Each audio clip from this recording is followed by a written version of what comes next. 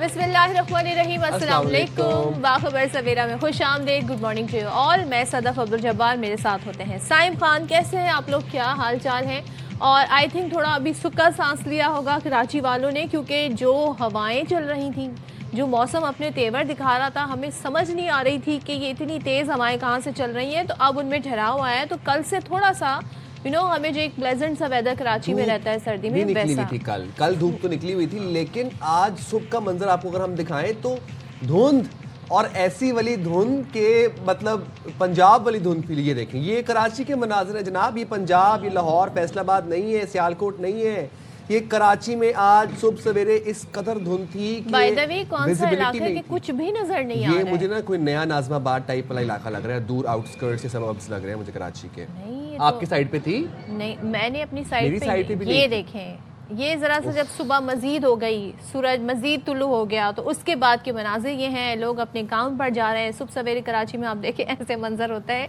और यहाँ पर जी धुंध ने डेरे डाल दिए हैं। तो आप लोग जो ख़ास तौर पे कराची से कहीं बाहर ट्रैवल कर रहे हैं स्पेशली, उनको ज़रा ख्याल रखना चाहिए ऐसे मौसम में ट्रैवल करते हुए, क्योंकि अक्सर बेशतर लोग जो हैं सुबह ही बड़े जो लॉन्ग डिस्टेंस पर अगर उन्हें सफ़र करना होता है सुबह का आगाज़ से करते हैं। उससे सैडली एंड अनफॉर्चुनेटली बच्चे भी अब स्कूल जा रहे हैं।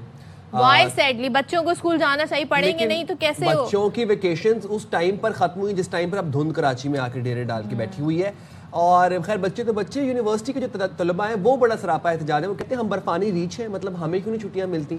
हम बड़े हैं तो क्या मतलब है, हमें क्यों छुट्टी नहीं मिलती? देखिए यूनिवर्सिटी की बात जहाँ तक है तो 9 बजे यूनिवर्सिटी शुरू होती है। कोई यूनिवर्सिटी मैंने नहीं देखा 8 बजे शुरू हो, 7 बजे नहीं हो रही। लेकिन हमारे टाइम पे ऐसा क्यों नहीं किया गया कि 9 बजे स्कूल कर देते हैं हमसे? तो और अगर सुबह 7 बजे ठिठर जाते थे बस के अंदर, अगर करते भी थे तो फिर हमारी छुट्टी बढ़ा देते थे। तो हमें तो हर तरह से चक्की में पीस ही रहे थे। खैर चले जी, ये मेहनत होती है ये, और ज़ाहिर है हमारी थोड़ी सी गपशप कर रहे हैं। बच्चे जो हैं वो ज़ाहिर है उनके लिए बड़ा ज़रूरी है, पेरेंट्स भी बड़े कंसर्न होते हैं। ऑब्वियसली हम भी पढ़े हैं तो यहाँ बैठे हैं, वरना तो हम भी बस, क्योंकि देखें आज सिर्फ धुंध, स्मॉग और पोल्यूशन सब कुछ है। अब तो इतनी क्लियर हमारे यहाँ एनवायरनमेंट है भी नहीं। चले जी, ये सब बातें तो होती रहेंगी। बिल्कुल जी। खुशाइन खबर शेयर करते हैं, खुशाइन खबर के साथ साथ थोड़ा सा ये जो डिपार्टमेंट है या जो ये खबर हम शेयर करने जा रहे हैं, इतनी इसके बारे में आम पब्लिक को नॉलेज नहीं है। तो आहिस्ता आहिस्ता इस बारे में हम चाहते हैं कि हमारे प्लेटफॉर्म से आपको भी इंफॉर्मेशन मिले। पाकिस्तान में जी क्रिप्टो करेंसी सार्फिन के लिए खबर आई है, और खबर यह है कि पाकिस्तान और वर्ल्ड लिबर्टी फाइनेंशियल के दरमियान मफाहमती याददाश्त यानी कि MOU पर दस्तखत हो गए हैं। और वजारत ख़जाना और जनाब SC फाइनेंशियल टेक्नोलॉजीज़ LLC के दरमियान ये मुआहिदा हुआ है। वज़ीर ख़जाना और SC फाइनेंशियल टेक्नोलॉजीज़ के चीफ एग्जीक्यूटिव ने दस्तखत किए। अच्छा जी, मुआहिदे का मकसद क्या है ज़रा ये भी बता देते हैं। मुआहिदे का मकसद शहरियों के लिए जो राब्ता है, जो रवाबित हैं, यानी कनेक्शंस हैं, आसान रसाई, एक्सेस और शफाफियत, ट्रांसपेरेंसी को फ़रोग देना है। वज़ीर आज़म से लिबर्टी फाइनेंशियल के चीफ एग्जीक्यूटिव ऑफिसर ज़वेच्री विटकॉफ की क़यादत में वफ़द ने मुलाकात की, जिसके ये मनाज़िर हैं। और साथ ही साथ इस मीटिंग में, इस मौके पर chief of defence forces field marshal Asim Munir साहब भी मौजूद थे। वज़ीर आज़म ने कहा कि डिजिटल अदायगियों में इजाफा और मालियाती जिद्दत पाकिस्तान की तेज़ी से फैलती डिजिटल मईशत के अहम हिस्से हैं। और वज़ीर आज़म ने पाकिस्तान की डिजिटल मालियाती मार्केट्स में बढ़ती हुई बैनुल-अक़वामी दिलचस्पी को खूब सराहा। फिर जो ज़वेच्री विटकॉफ हैं, उन्होंने पाकिस्तान के साथ शफाफ डिजिटल अदायगी के बुनियादी ढांचे के लिए काम करने की दिलचस्पी का इजहार भी किया। और वज़ीर ख़जाना मोहम्मद औरंगज़ेब ने यह कहा कि मईशत को इस्तेहकाम से तरक्की की जानिब ले जाने के लिए कोशां हैं। अच्छा, बिलाल बिन साकिब के हवाले से भी आपको बता दें, वो ये कहते हैं कि पाकिस्तान क्रिप्टो को अपनाने वाला तीसरा बड़ा मुल्क बन गया है और क्रिप्टो की जो सनत है उसके लिए साजगार माहौल फराहम कर रहे हैं। फील्ड मार्शल आसिम मुनीर से वर्ल्ड लिबर्टी फाइनेंशियल अमेरिका के वफ़द की जो मुलाकात हुई है उसमें CDF field marshal Saeed Asim Munir ने कहा कि पाकिस्तान माशी इस्तेहकाम के लिए कोशा है और सरमायाकारों के एतमाद की बहाली और बेहतर माहौल और उसकी दस्तियाबी यकीनी बना रहे हैं। निजी शोबे की शराकत दारी के साजगार माहौल के लिए पुरअज़्म है। विटकॉफ ने मुस्तक़बिल की टेक्नोलॉजीज़ को अपनाने में पाकिस्तान की क़यादत को सराहा है। तो ये एक बड़ी कहते हैं ना इनोवेटिव इस तरह से है कि पाकिस्तान उन ममालिक में जो अभी इसमें कहते हैं ना अभी अपना कदम उठा रहे हैं, बढ़ा रहे हैं, पायोनियर्स में से हैं। पाकिस्तान तीसरा बड़ा मुल्क बन गया है इस हवाले तो से। इसके हमारी पाकिस्तान की मईशत पे अब क्या असरात होंगे, कितने लॉन्ग टर्म असरात होंगे, जानते हैं हमारे साथ माहिर मौशियात डॉक्टर आबिद सुलेहरी साहब मौजूद हैं। बहुत शुक्रिया डॉक्टर आबिद साहब, आपने बाखबर सवेरा के लिए वक्त निकाला। हुकूमत और ट्रम्प ख़ानदान से मुंसलिक क्रिप्टो कंपनी के दरमियान दस्तखत की जो तकरीब हुई, MOU साइन हुए, कितनी अहम पेशरफ्त है ये और इसके क्या असरात देख रहे हैं आप पाकिस्तान की मईशत पर इन फ्यूचर? जी बहुत शुक्रिया। एक आम क्रिप्टो कॉइन और स्टेबल क्रिप्टो कॉइन में जो फ़र्क होता है वो ये होता है कि स्टेबल क्रिप्टो कॉइन जो है वो बैक किए जाते हैं किसी एसेट से, और ये जो HC फाइनेंशियल के साथ अभी कल MOU साइन हुआ है, इनकी जो क्रिप्टो करेंसी है ये डॉलर से बैक्ड है। तो आसान ज़ुबान में मैं कहना चाहूँ तो ये कि वो क्रिप्टो कॉइन्स होते हैं जिनको के किसी एसेट की गारंटी होती है, और जब आप इसमें इन्वेस्ट करते हैं या आप इसके ज़रिए ट्रांजैक्शन करते हैं तो आपको पता होता है कि ये सिर्फ एक डिजिटल करेंसी नहीं बल्कि उस डिजिटल करेंसी की ज़मानत जो है वो कुछ डॉलर टर्म में को हार्ड करेंसी भी कर रही है। अब पाकिस्तान जैसे मुल्क में यहाँ पे कि इससे पहले कोई रेगुलेशन इन चीज़ों पे नहीं है या इन चीज़ों के बारे में कोई गाइडेंस नहीं थी, कोई रेगुलेशन नहीं थे। आपने पिछले साल भी ये खबरें सुनी होंगी कि कितने बिलियन डॉलर जो थे वो पाकिस्तानियों ने क्रिप्टो करेंसी इन्वेस्टमेंट में वो ज़ाया किए। तो इन्हीं चीज़ों को इस लकूना को सुकम को दूर करने के लिए पहले तो वर्चुअल रेगुलेटरी एसेट अथॉरिटी बनाई गई ताकि वो लोग जो कि क्रिप्टो या वर्चुअल एसेट में इन्वेस्ट करना चाह रहे हैं उनको कोई गाइडलाइन दी जाए, उनको रेगुलेट किया जा सके, इसके गलत इस्तेमाल को रोका जा सके। और अब ये जो कल का मुआहदा है, मैं सिर्फ इसकी सिग्निफिकेंस बताता चलूँ कि पिछले साल मई में UAE की जो उनकी फंड है MGX, उन्होंने भी इस इन्वेस्टमेंट कंपनी में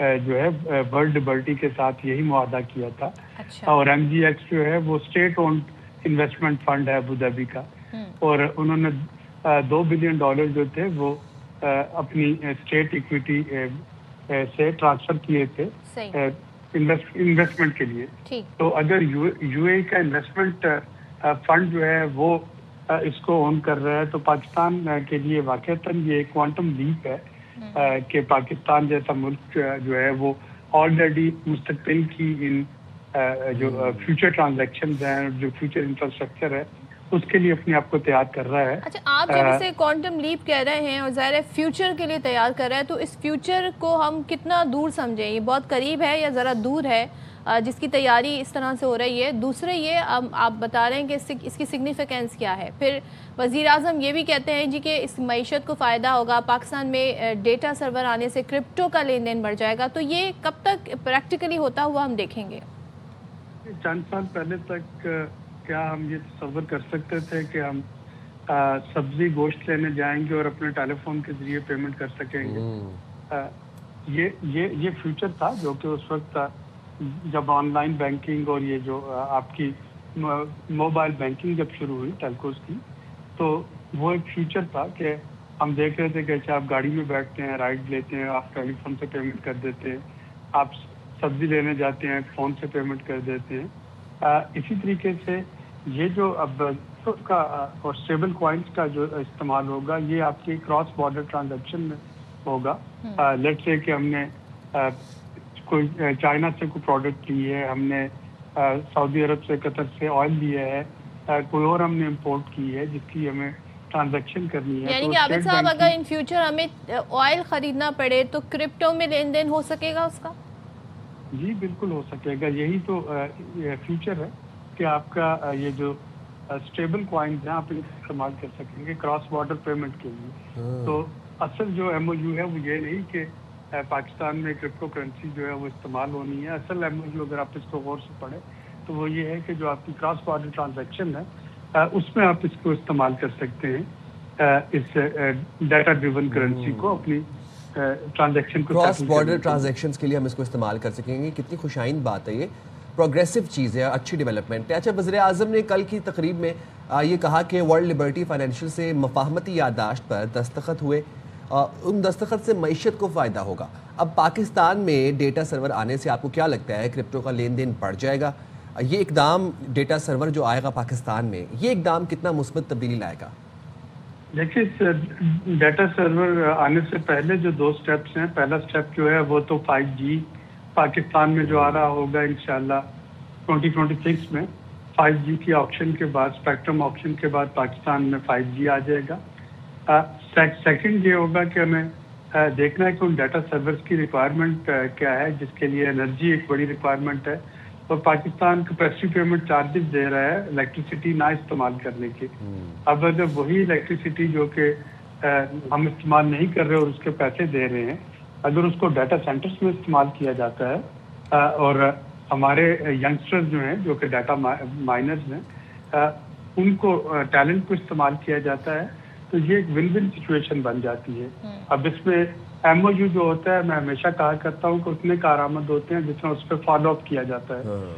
ظاہر ہے کہ آپ کا ایک پہلا قدم اٹھا لیا، اب اس کو کیسے آگے لے کے چلنا ہے یہ ڈپینڈ کرے گا ہماری فالو اپ پالیسیز پہ.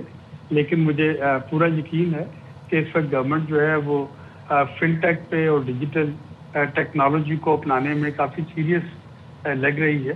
اور یقیناً اگر آپ کے پاس بیسک انفراسٹرکچر اور بیسک نو ہو آ جاتی ہے تو آئندہ آنے والے 3 سالوں میں پاکستان ان ممالک میں آ سکتا ہے یہاں پہ کہ ڈیٹا سینٹرز ہوں اور یہاں سے ڈیٹا مائننگ کی جا رہی ہے. اچھا عابد صاحب، ایک چیز ظاہر ہے ہم عوام کے حوالے سے تو ذرا بعد میں بات کریں گے، تھوڑا سا میں جاننا چاہ رہی ہوں اس وقت جو ملک بھر میں ظاہر سب سے اسٹرانگسٹ کرنسی ہے وہ US ڈالر ہے، اسی میں زیادہ تر سارے لین دین ہوتے ہیں.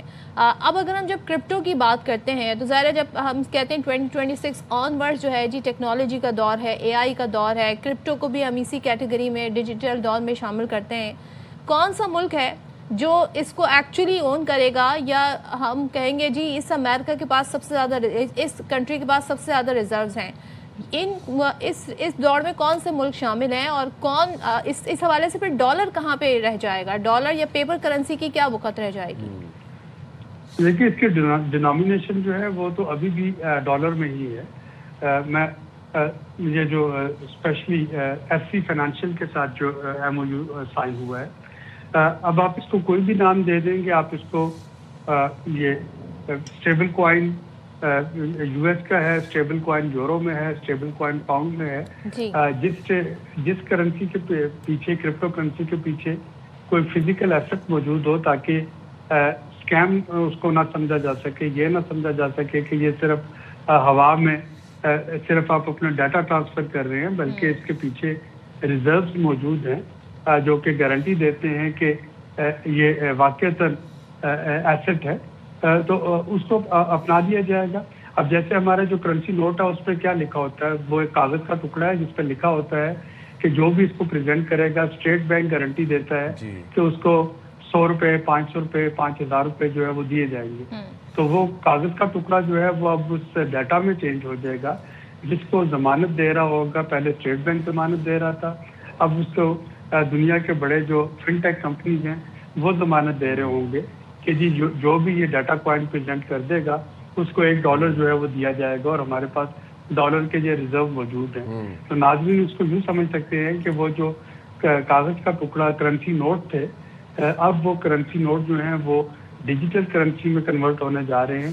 اور جیسے کرنسی نوٹس پہ لکھا ہوتا ہے، جس ملک کا بھی وہ نوٹ ہوتا ہے کہ اس کا اسٹیٹ بینک ضمانت دیتا ہے کہ اس کو حاملے حاضر کو جس کے پاس یہ موجود ہے اس کو 100 روپیہ دیا جا رہا ہے، اب اس کو اتنے ڈالر جو ہے وہ دیے جا رہے ہوں گے. تو یہ ہے جو بنیادی کنسیپٹ ہے اس کا بٹ کوائن کا. سلیری صاحب، تھوڑا سا آف دا ٹاپک آپ کی موجودگی کا فائدہ اٹھاتے ہوئے ایک چیز پوچھنا چاہوں گا آپ سے. سونا جو ہے وہ ہم دیکھ رہے ہیں کہ تاریخی بلندیوں پر ہے، اور کبھی 7000، کبھی 3000، کبھی 2500، کبھی 10,000، اس طریقے سے بڑھتا چلا جا رہا ہے. آپ کو کیا لگتا ہے کہ آنے والے دنوں میں یا آنے والے مہینوں میں سونے کی پرواز برقرار رہے گی یا کوئی کریش ہونے کے امکانات بھی ہیں؟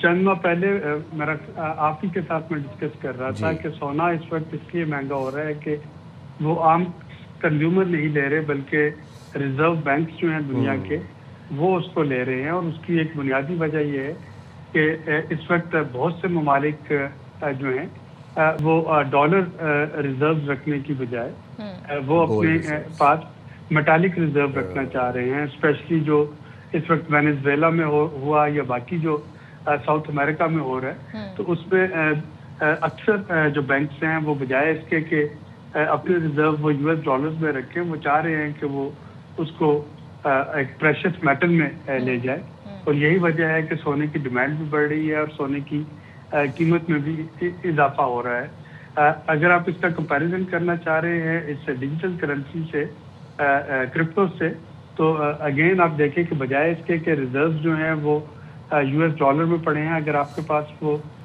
آن لائن موجود ہیں، کرپٹو میں موجود ہیں، تو آپ کے پاس بہت زیادہ اس پہ جو انسیکیورٹی ہے سینکشنز کی وہ نہیں رہتی ہے، کیونکہ آپ 1 کلک میں اپنی ٹرانزیکشن پوری کر سکتے ہیں۔ تو یہ جو دنیا میں جیو پولیٹیکل چینجز ہیں ان کی وجہ سے بھی یہ سونے کی قیمت مہنگی ہو رہی ہے، ان کی وجہ سے بھی یہ کرپٹو کرنسی جو ہے یہ فروغ پا رہی ہے۔ اور اب اس ریس میں آپ دیکھیں گے، ابھی تو ہم نے یہ ایسی فائنینشیل کے ساتھ ہم نے جو سائن کیا، اب جلد دیکھیں گے کہ اس ریس میں اب چائنا بھی شامل ہوگا، اور چائنا کے اپنے جو یوان بیکڈ کرپٹو ہے وہ لے کے آ رہا ہوگا۔ تو یہ ایک ایسی آپ کے پاس فن ٹیک کی ریس لگے گی جس میں کہ پاکستان جیسے ممالک جو ہیں ان کے پاس آپشن ہوگی کہ ہم اینکر کر سکیں اپنے آپ کو۔ ٹھیک ہے، لیکن مجھے ایک چیز بتائیے گا، ابھی جب ہم گولڈ کے حوالے سے بات کر رہے تھے اور آپ نے خود ہی کہا کہ یہ ایکچولی میں جو گورنمنٹس ہیں، جو بڑے بڑے ملک ہیں، وہ ایکچولی سونا ذخیرہ کر رہے ہیں، اور ظاہر ہے کتنے عرصے سے، ہزاروں سال سے سونا جو ہے ایک ایسا ایسٹ ہے جو ظاہر ہے جس کی ویلیو کم نہیں ہوتی، ریورس نہیں ہوتا۔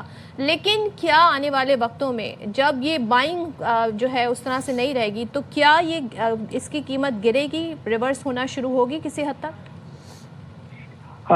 کسی حد تک تو ریورس ہو سکتی ہے، لیکن اگر ہم اسے یہ کہیں کہ یہ آج سے 2 سال پہلے والے لیول پہ آ جائے گا یا 3 سال پہلے والے لیول پہ آ جائے گا، تو وہ ہوتا ہوا مشکل دکھائی دے رہا ہے، انٹل کے جو ریزرو بینکس ہیں وہ اپنے گولڈ ریزرو جو ہے وہ ایک دم سے بیچنا شروع کر دیں۔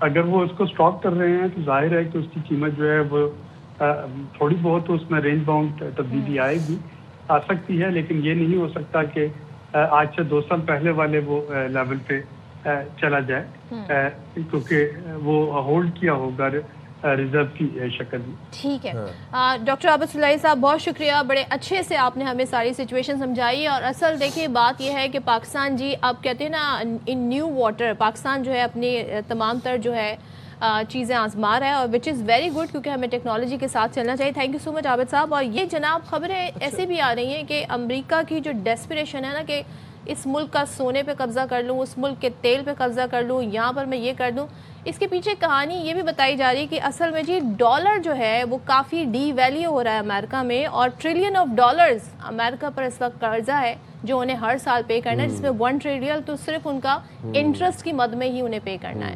تو دیٹس وائی یہ جو ڈیسپریٹ ایفرٹس نظر آ رہی ہیں ڈونلڈ ٹرمپ کی، جس میں کبھی وہ ڈیموکریسی کا بہانہ بناتے ہیں، کبھی منشیات کا بہانہ بناتے ہیں، ایکچولی میں کیس یہاں پر یہ نظر آ رہا ہے۔ This is also one of the reasons کہ اب جو کنٹریز ہیں وہ اپنے reserves U S T D میں نہیں رکھ رہی، وہ میٹلز میں رکھ رہی ہیں، گولڈ، کاپر، سلور کے اندر رکھ رہی ہیں۔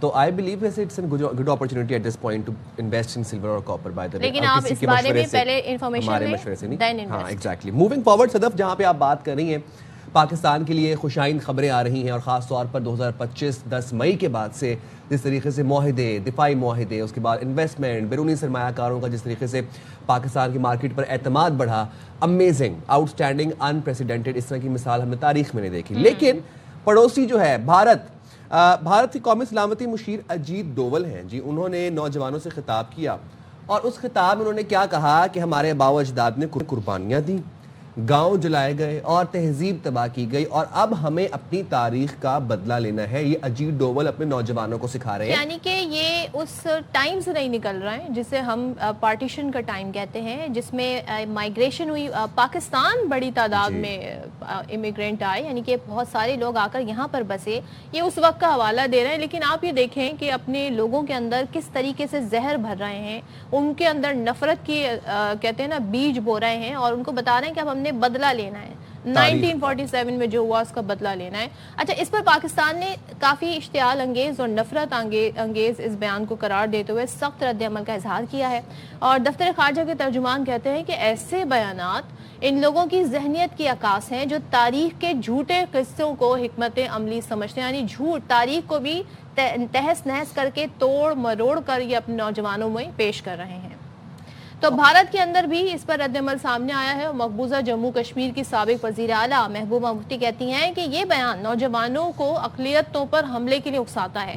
تو کانگریس کے ترجمان ڈاکٹر شمع محمد, انہوں نے دہشت گرد حملوں کے ذمہ داروں کی وضاحت بھی طلب کی ہے, اور صحافی تولین سنگھ نے لکھا ہے کہ اگر بدلہ لینا ہے تو سب سے پہلے کس پر حملہ کیا جائے, یہ سوال انہوں نے اٹھایا. تو انہوں نے پوچھا کہ افغانستان پر کیا جائے, ازبیکستان پر کیا جائے یا ترکی پر کیا جائے. اچھا, مبصرین کے مطابق ایسے بیانات خطے کے امن اور بھارت کی سماجی ہم آہنگی کے لیے خطرناک ہیں. لیکن آپ کے ساتھ ذرا ایک اور بھی رپورٹ شیئر کر لیتے ہیں, جہاں پر یہ اپنے نوجوانوں کو سکھا رہے ہیں کہ ہم نے اپنی تاریخ کا بدلہ لینا ہے, وہاں پر ان کے ملک میں اقلیتوں کے ساتھ کیا سلوک ہو رہا ہے. انٹرنیشنل کرسچن کنسرن کی جنوری 2026 کی رپورٹ کے مطابق پاکستان میں تو کرسمس 2025 کی تقریبات نہ صرف مذہبی جوش و خروش سے منائی گئیں بلکہ انہیں ریاستی سطح پر غیر معمولی سرپرستی بھی حاصل رہی. ہم نے دیکھا, رپورٹ کیا, آپ کو بتایا بھی کہ پاکستان میں کس طریقے سے ابھی ریسنٹلی جو کرسمس گزری ہے کیسے سیلیبریٹ کی گئی, اور اس رپورٹ کے مطابق یہ اقدام مسیحی برادری کے لیے ایک اہم اور تاریخی پیش رفت ہے. Field marshal general Syed Asim Munir نے راولپنڈی کے چرچ میں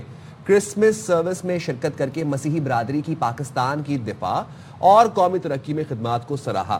اور اگر ہم, آپ کو یاد ہوگا کہ کس طریقے سے پنجاب حکومت نے کرسمس کو عوامی اور سرکاری سطح پر منانے کے لیے مرکزی کردار بھی ادا کیا, اور 26 دسمبر کو مسیحیوں کے لیے سرکاری تعطیل کا اعلان بھی کیا.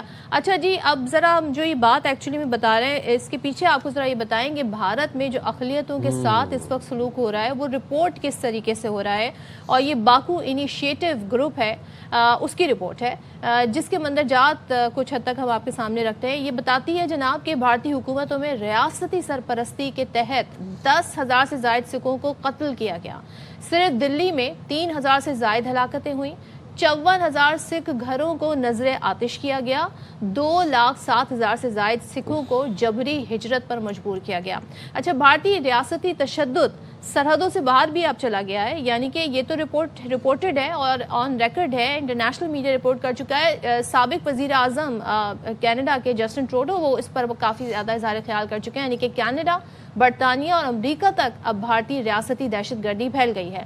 بھارتی جبر سے تنگ آ کر کینیڈا میں 7,71,000, برطانیہ میں 5,24,000 اور امریکہ میں 2,80,000 سکھ ہجرت کر چکے ہیں. تو آپ دیکھیں ہرجیت سنگھ نیجر کے قتل کا کیس, اس کے بعد سکھ رہنما جس طرح سے سکھ فار جسٹس کے رہنما ہیں گروپتون سنگھ پنو, وہ تمام تر شواہد لے کر بات کرتے ہیں, بتاتے ہیں کس طرح بھارت جو ہے وہ دوسرے ملکوں میں دہشت گردی کی سرپرستی کر رہا ہے اور پشت پناہی کر رہا ہے. اچھا, کینیڈا میں سکھ رہنما, آپ کو بتایا کہ ہرپت سنگھ نجر کی ٹارگٹ کلنگ کے بعد 6 بھارتی سفارتکاروں کی ملک بدری نے بھارت کو عالمی سطح پر رسوا کیا, اور برطانیہ خفیہ ایجنسی جو ہے MI5 کی سکھ رہنما پر محبت سنگھ پما کو سیکیورٹی وارننگ اور امریکہ میں گروپتون سنگھ پنو کے قتل کی ناکام سازش میں بھارتی انٹیلیجنس افسر کی مبینہ شمولیت نے بھارت کے بین الاقوامی ساکھ کو شدید نقصان پہنچایا. تو یہ اب عالمی رپورٹس اس بات کو جسٹیفائی کرنے اور ثبوت دے رہی ہیں, کنفرم کر رہی ہیں. چلیں جی, بات کر لیتے ہیں دفاعی تجزیہ کار بریگیڈ ریٹائر راشد ولی جنجوہ صاحب نے ہمیں جوائن کیا. تھینک یو سو مچ جنجوہ صاحب جوائن کرنے کے لیے. روزانہ کی بنیاد پر ہم اسٹیٹمنٹ دیکھتے ہیں, لیکن اب ہم دیکھ رہے ہیں کہ اجیت دوول اپنے نوجوانوں کو اکسا رہے ہیں اور کہتے ہیں جی تاریخ کا بدلہ لینا ہے, اور ایک جنونی نیریٹو ان کے سامنے رکھ رہے ہیں. یہ ذہنیت کے بارے میں, ہندوتا کے بارے میں تو ہم سب جانتے ہیں کہ کس طریقے سے اس کو آگے بڑھانے کے لیے ہر طرح سے, ایون کہ اب اسپورٹس میں بھی ہم دیکھ رہے ہیں کہ ان کا بیانیہ یہی ہے, لیکن تاریخ کا انہوں نے کیا بدلہ لینا ہے؟ اور وہی سوال جن سے پوچھا جا رہا ہے, جو سکھ پوچھ رہے ہیں کہ کس سے بدلہ لینا ہے. دیکھیے, یہ جو ہسٹوریکل ریویژنزم ہے بھارت میں, یہ RSS کی جو آئیڈیالوجی ہے اس کا شاخسانہ ہے, جو آپ نے ذکر کیا پہلے کہ یہ کس سوچ کی عکاسی کرتا ہے کہ سکھ اقلیتوں کے خلاف, پھر کرسچنز کے خلاف جو عرصہ حیات انہوں نے تنگ کیا ہوا ہے. اس کے پیچھے وہ سوچ کار فرما ہے جو ہیجوار, گولوالکر اور ساورکر کی جو سوچ تھی. انہوں نے ایک بنچ آف تھاٹس لکھی تھی کتاب, اور اسی کتاب کی ایکو ہے جو ان کا لاز آف مانو ہے، مانو سمرتی، جس میں کاسٹ بیسڈ آپ لوگوں کو اسٹریٹیفائی کرتے ہیں، تو وہ ایک ایسے ہمیں عہد میں لے جانا چاہتے ہیں پورے خطے کو، جہاں پہ رتھ پہ وہ سوار دیوتا دیو مالائی قصے، کیونکہ وہ ان کی جو سائیکی میں 1000 سال کی غلامی وہ بڑا ایکو کر رہی ہے، اور وہ سائیکولوجیکلی ایمبیڈڈ جو ان کی خدشات ہیں اس پہ کھیل رہے ہیں، کیونکہ اکنامک محاذ پہ تو یہ ڈیلیور نہیں کر پائے، بگ بزنس کے ساتھ انہوں نے ایکا کیا ہوا ہے، اور باقی جو لوگ ہیں ان کی جو اکنامک دشواریاں ہیں اس سے توجہ ہٹانے کے لیے پھر یہ ایک اچھا ایک بیانیہ ہوتا ہے جس پہ یہ اکٹھا کرتے ہیں، اور اس سے ظاہر ہے الیکٹورل فوائد بھی حاصل کرتے ہیں، اور تمام جو ان کا اقلیتوں کی طرف اس کا رخ کر دیتے ہیں۔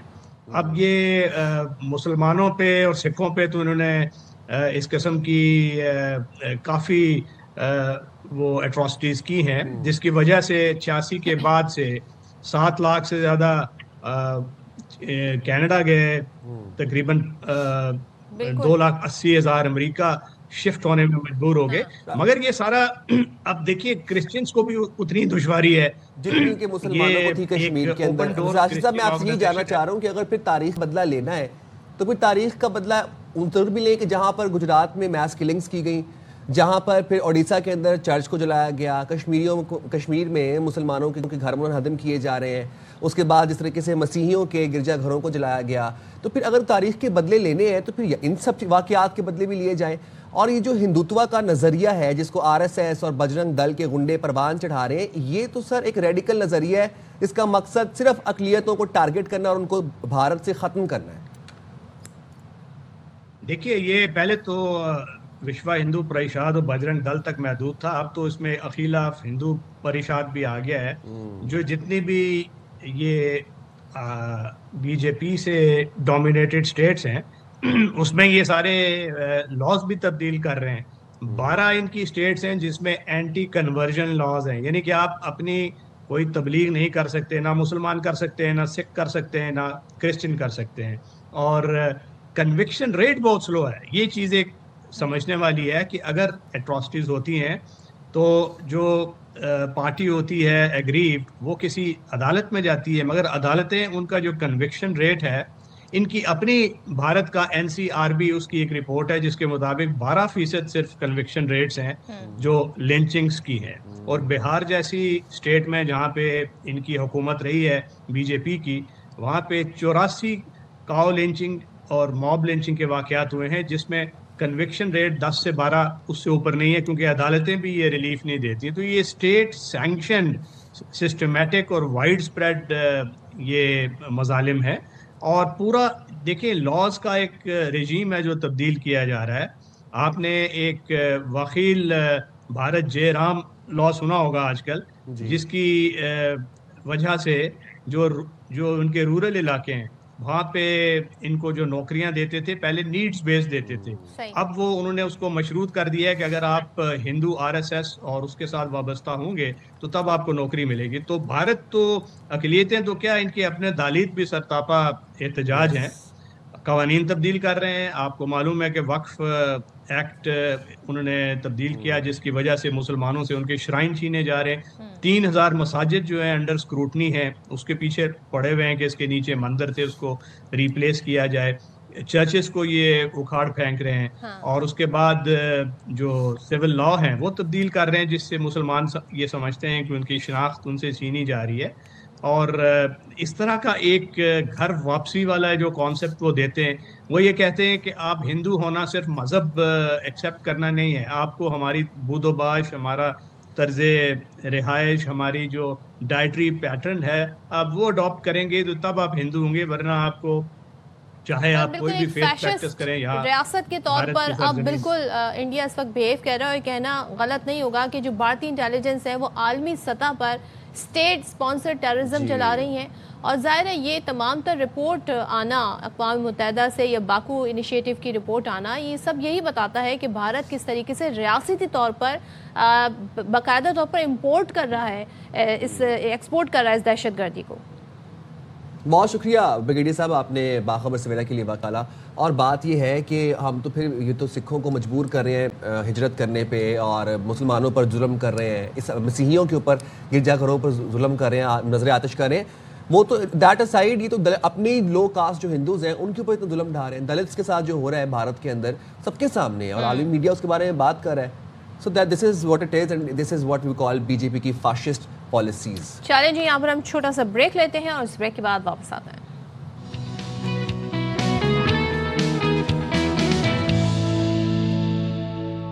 کراچی کے علاقے کا یہ واقعہ ہے. ایک 62 شخص نے 17 سال کی بچی کو زیادتی کا نشانہ بنایا، اور متاثرہ لڑکی کا بیان بھی اب سامنے آ گیا ہے. یہ کہتی ہے جی اغوا کر کے زیادتی کی، تشدد کیا، اور پھر اسے ڈرایا دھمکایا بھی گیا کہ اگر اس نے اس واقعے کو رپورٹ کیا تو وہ نتائج مزید بھگتے گی. اب پولیس یہ بتاتی ہے کہ مقدمہ درج ہو گیا ہے، ملزم شہائی سردار کو گرفتار بھی کر لیا ہے. ساتھ ہی اس ملزم کا ایک اور ساتھی بھی تھا جس کو گرفتار کرنے کی اس وقت کوششیں جاری ہیں. اور جی مظلوم لڑکی نے پھر پیپلز پارٹی کی رہنما شاہدہ رحمانی صاحبہ سے رابطہ کیا، جنہوں نے اس مسئلے پر توجہ دی اور لڑکی کی مدد کی. ان کا یہ کہنا ہے کہ انصاف کے حصول تک متاثرہ خاندان کے ساتھ کھڑے ہیں. تو ہمارے ساتھ موجود بھی ہے رکن قومی اسمبلی شاہدہ رحمانی صاحبہ، جنہوں نے اس مسئلے میں ذاتی دلچسپی لیتے ہوئے لڑکی کی مدد کی. ان سے ذرا بات بھی کر لیتے ہیں.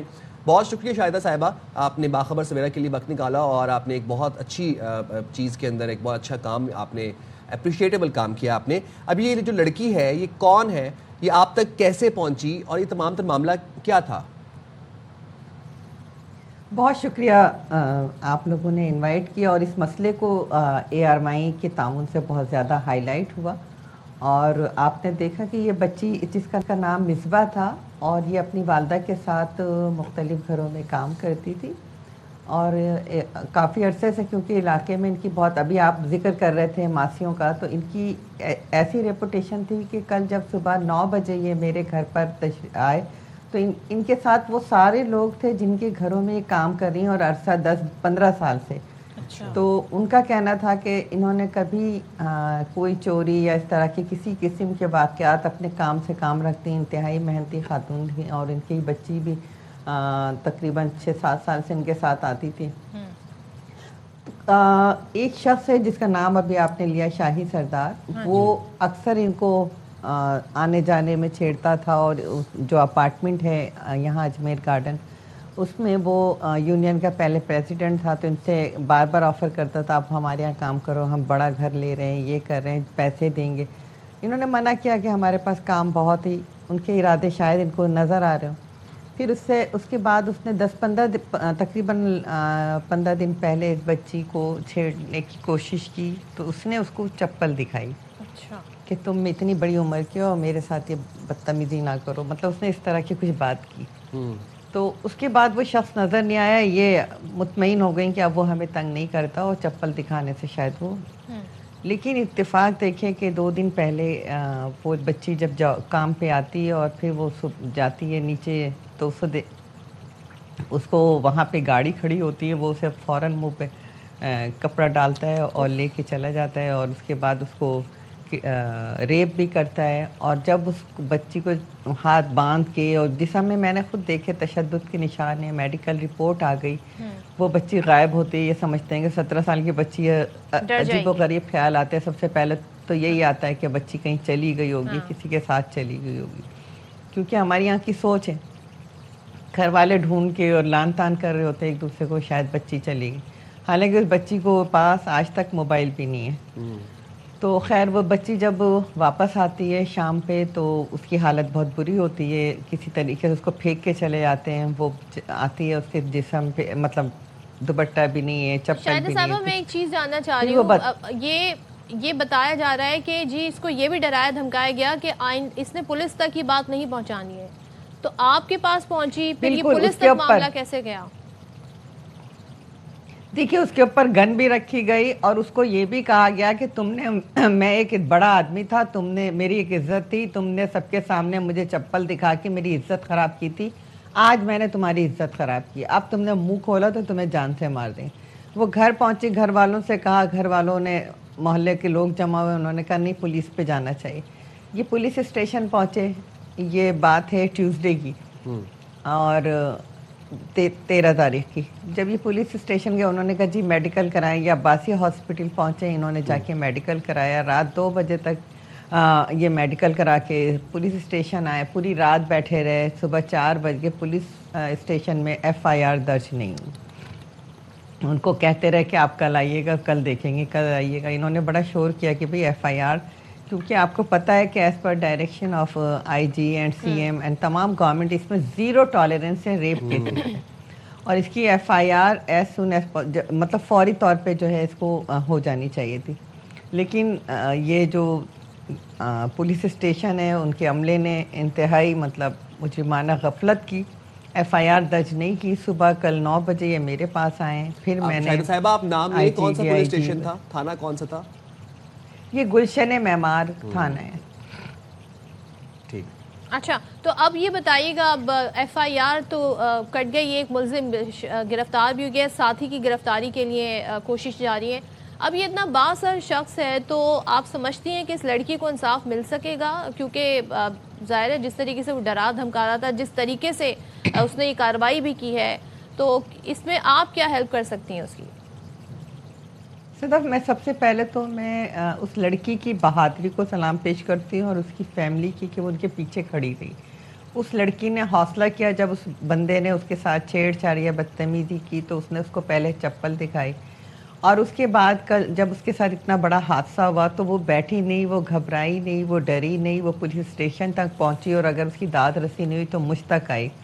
लेकिन मैं ये भी समझती हूँ कि हर एक मुझ तक नहीं पहुँच सकता, या किसी MNA MPA के पास नहीं पहुँच सकता जो बासर हो, क्योंकि हमारा काम तो लेजिस्लेशन करना है, और इस तरह के सब कवानीन भी बनाए गए हैं जो एंटी रेप कानून है, सिंध असम्बली ने पास किया हुआ है।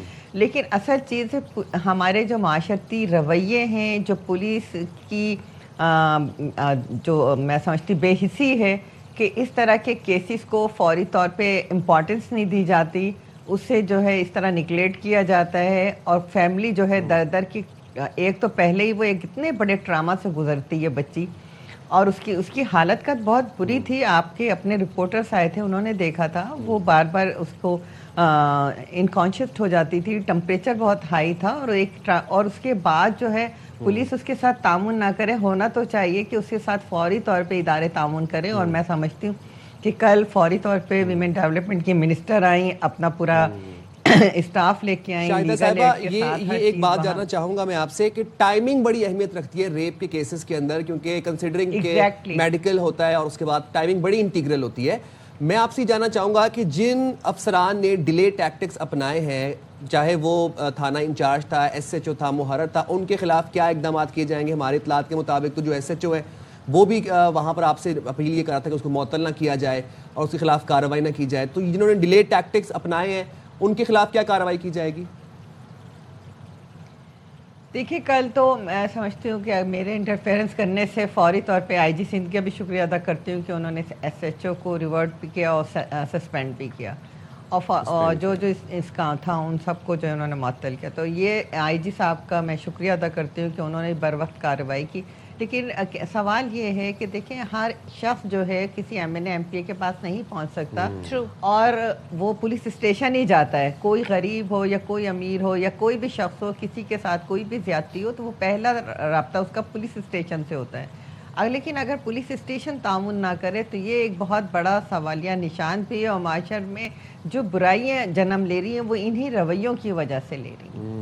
अच्छा शाहिदा साहब, एक चीज़ हम जानना चाह रहे हैं कि ज़ाहिर है आपने जो रोल प्ले किया है, एक बड़ा ही काबिल सताइश आपका इसमें सारा किरदार है, और ज़ाहिर है मज़ीद भी इस हवाले से कानून साजी होनी चाहिए। लेकिन आप खुद भी कह रही हैं कि हर कोई किसी MNA और MPA तक नहीं पहुँच सकता।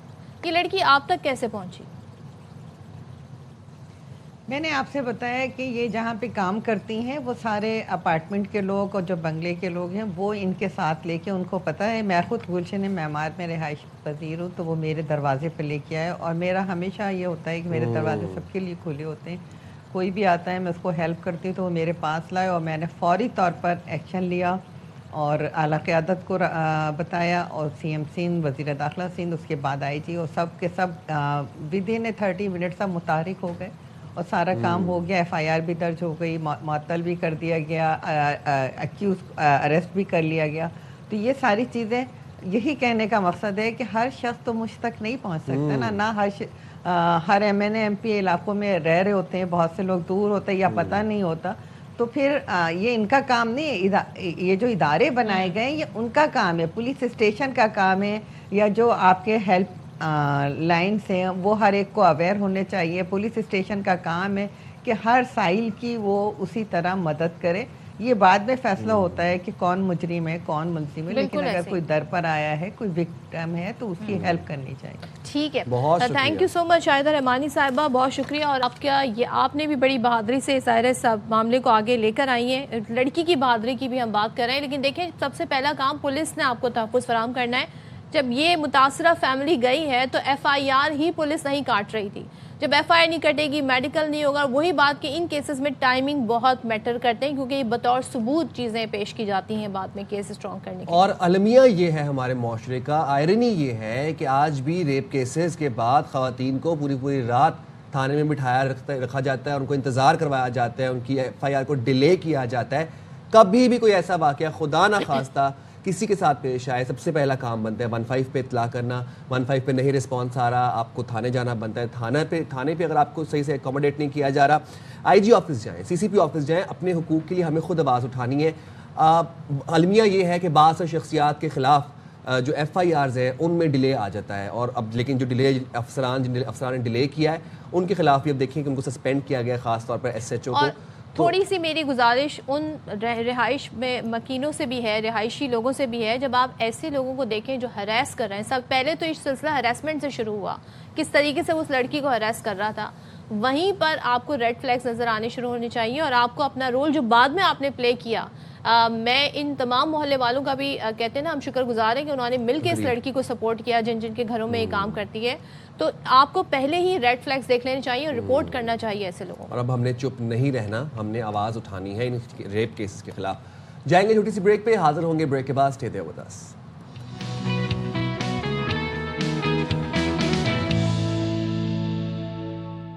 السلام علیکم, باخبر سویرا میں ایک دفعہ پھر سے خوش آمدید. امید کرتے ہیں آپ کے دن کا آغاز بہت خوشگوار ہوا ہوگا. And welcome to all the viewers who just tuned in to Bakhabar Savera. جناب, ملک بھر میں دھند کے ڈیرے ہیں, ٹھنڈ ہے, سردی ہے, لیکن کراچی کا سیاسی ماحول صدف گرم ہے اور انتہائی گرم ہے. اب ان حالات میں وزیر اعلیٰ خیبر پختونخوا سہیل آفریدی آج پھر ایک دن کے لیے کراچی آ رہے ہیں, اور ذرائع ہمیں یہ بتا رہے ہیں کہ وزیر اعلیٰ خیبر پختونخوا سہیل آفریدی ریلی حادثے میں جاں بحق کارکن بلال محسود کے اہل خانہ سے تعزیت کے لیے آ رہے ہیں. اور ادھر chairman Peoples Party Bilawal Bhutto Zardari Sindh کے خلاف سازش کا شکوہ کرتے بھی نظر آ رہے ہیں. صدف, اور نہ صرف شکوہ کر رہے ہیں بلکہ وہ یہ کہہ رہے ہیں کہ جناب سازش کے تحت سندھ کی کردار کشی کی جا رہی ہے, سندھ حکومت کی کردار کشی کی جا رہی ہے, اور ایسی تمام کوششیں ناکام بنائیں گے. وہ تھل پارکر میں خطاب کر رہے تھے اور کہتے ہیں جناب کہ سازش چلائی جاتی ہے کہ سندھ حکومت نے کچھ نہیں کیا, اختیارات اسلام آباد کو دے دیے جائیں. تو چلے جی اس پر بات کر لیتے ہیں کہ بلاول صاحب کافی شکوہ بھی کر رہے ہیں, دوسرے KP کے وزیر اعلیٰ بھی آ رہے ہیں. تو پیپلز پارٹی اب کیا کرنے جا رہی ہے, بات کر لیتے ہیں. ترجمان سندھ حکومت نادر گبول ہمارے ساتھ ہیں.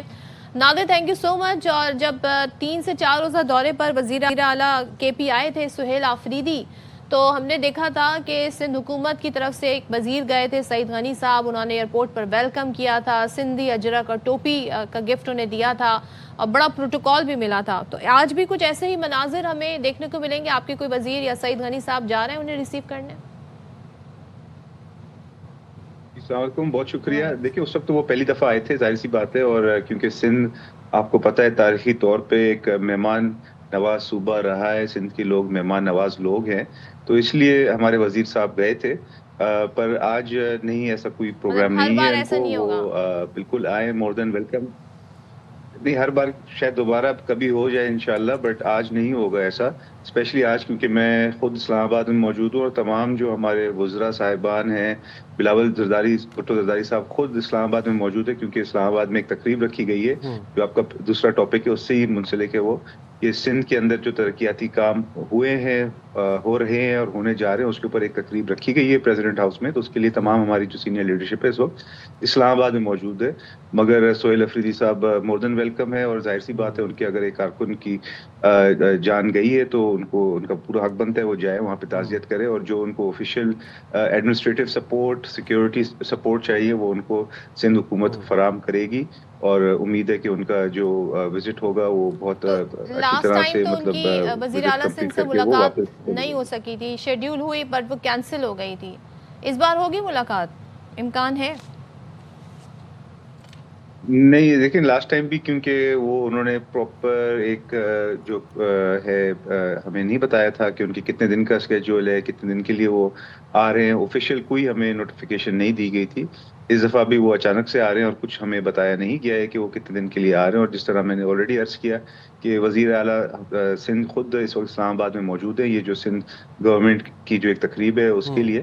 تو اس وقت تو کوئی ہے ہی نہیں اس وقت کراچی میں ان سے ملاقات کرنے کے لیے. بٹ جہاں تک مجھے اطلاع ہے وہ ویسے ہی صرف تعزیت کر کے واپس لوٹ جائیں گے، تو اس دفعہ ملاقات نہیں ہو سکے گی. ملاقات چلیں ٹھیک ہے. اچھا نادر، ایک بات بتائیے گا، بلاول صاحب کل تھر پارکر میں خطاب کر رہے تھے، انہوں نے یہ کہا کہ کچھ قوتیں ہیں جو سندھ کے حقوق پر ڈاکہ ڈالنا چاہتی ہیں، کچھ قوتیں ہیں جو سندھ کی کردار کشی کر رہی ہیں، کچھ قوتیں ہیں جو سازشیں کر رہی ہیں سندھ کے خلاف. آخر کون ہے، کون سی قوتیں ہیں جو صوبے کے حقوق پر ڈاکہ ڈالنے جا رہی ہیں، ڈالنا چاہتی ہیں، جو سازشیں کر رہی ہیں سندھ کے خلاف؟ جی اس میں بہت سارے کردار اس میں انکلوڈیڈ ہیں.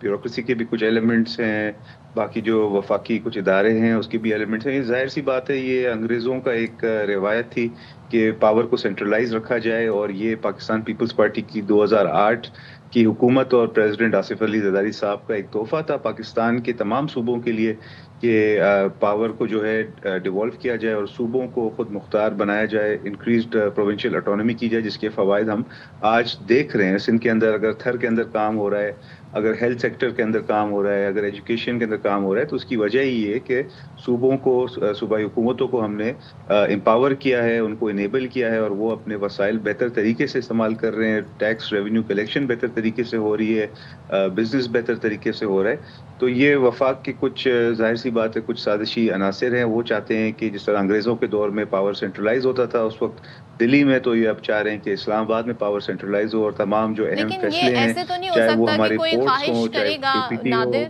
کوئی خواہش کرے گا اور یہ کام ہو جائے گا. ظاہر ہے ایک آئین کے تحت پورا سسٹم چل رہا ہے، نظام حکومت ہے، صوبوں کے اختیارات ہیں، وفاق کے اختیارات ہیں، اور دوسرے یہ کہ کوئی اور صوبہ یہ شکوہ کرتا نظر نہیں آ رہا. نادر if you can hear me. 26ویں آئینی امینڈمنٹ آئی، جب 27ویں آئینی امینڈمنٹ آئی، اور جب 28ویں آئینی امینڈمنٹ کی بھی باتیں چل رہی، سازشیں ہیں اس طرح کی جو افواہیں وہ پھیلائی جا رہی ہیں کہ شاید نادر میں یہ پوچھنا چاہ رہی ہوں کہ کوئی اور صوبہ یہ بات کرتا نظر نہیں آ رہا، جبکہ 18ویں آئینی ترمیم کے ثمرات تو پھر سبھی حاصل کر رہے ہیں.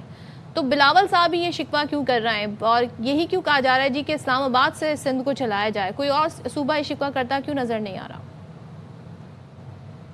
دیکھیں اس کی بنیادی وجہ یہی ہے، جس طرح میں نے عرض کیا کہ یہ پاکستان پیپلز پارٹی کا ہی ایک تحفہ تھا، پاکستان پیپلز پارٹی کا ایک ویژن تھا. اور ظاہر سی بات ہے اس وقت جو ہماری حکومت حالانکہ بلوچستان میں بھی ہے، بٹ مینلی ہمارا جو پاور کا اسٹرانگ ہولڈ ہے وہ سندھ میں ہے. تو ہمارے پیپلز پارٹی کے خلاف ہی یہ سازش کی جا رہی ہے کہ جو صوبہ ہمارا جو بیک بون ہے اور ہمارا جو مین سپورٹ بیس ہے اس کو کسی طرح ہم سے دور کیا جائے. تو اس وجہ سے سندھ کے وسائل کے اوپر، اسپیشلی سندھ وہ صوبہ ہے جس کا صرف ایک شہر کراچی، جو میرا شہر ہے، جو ہمارے بہت سارے کراچی والے بھائی اور بہن رہتے ہیں، وہ 60% پاکستان کا ریونیو اور ٹیکس کلیکشن دیتے ہیں. پورٹس ہمارے پاس ہیں، کولز کے ریزرو ہمارے پاس ہیں، گیس کے فیلڈز ہمارے پاس ہیں.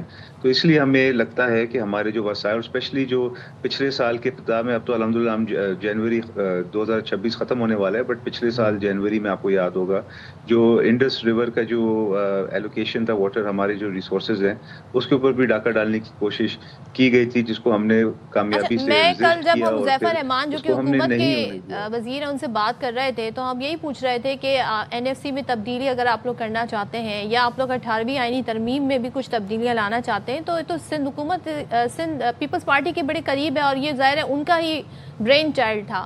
تو وہ یہ کہتے ہیں نہیں جی، بہت ساری باتوں پر انہوں نے ہم سے اتفاق کر لیا ہے، اور ہم ایسا کچھ نہیں کریں گے کہ پوری 18ویں آئینی ترمیم کو ہی اڑا دیں گے.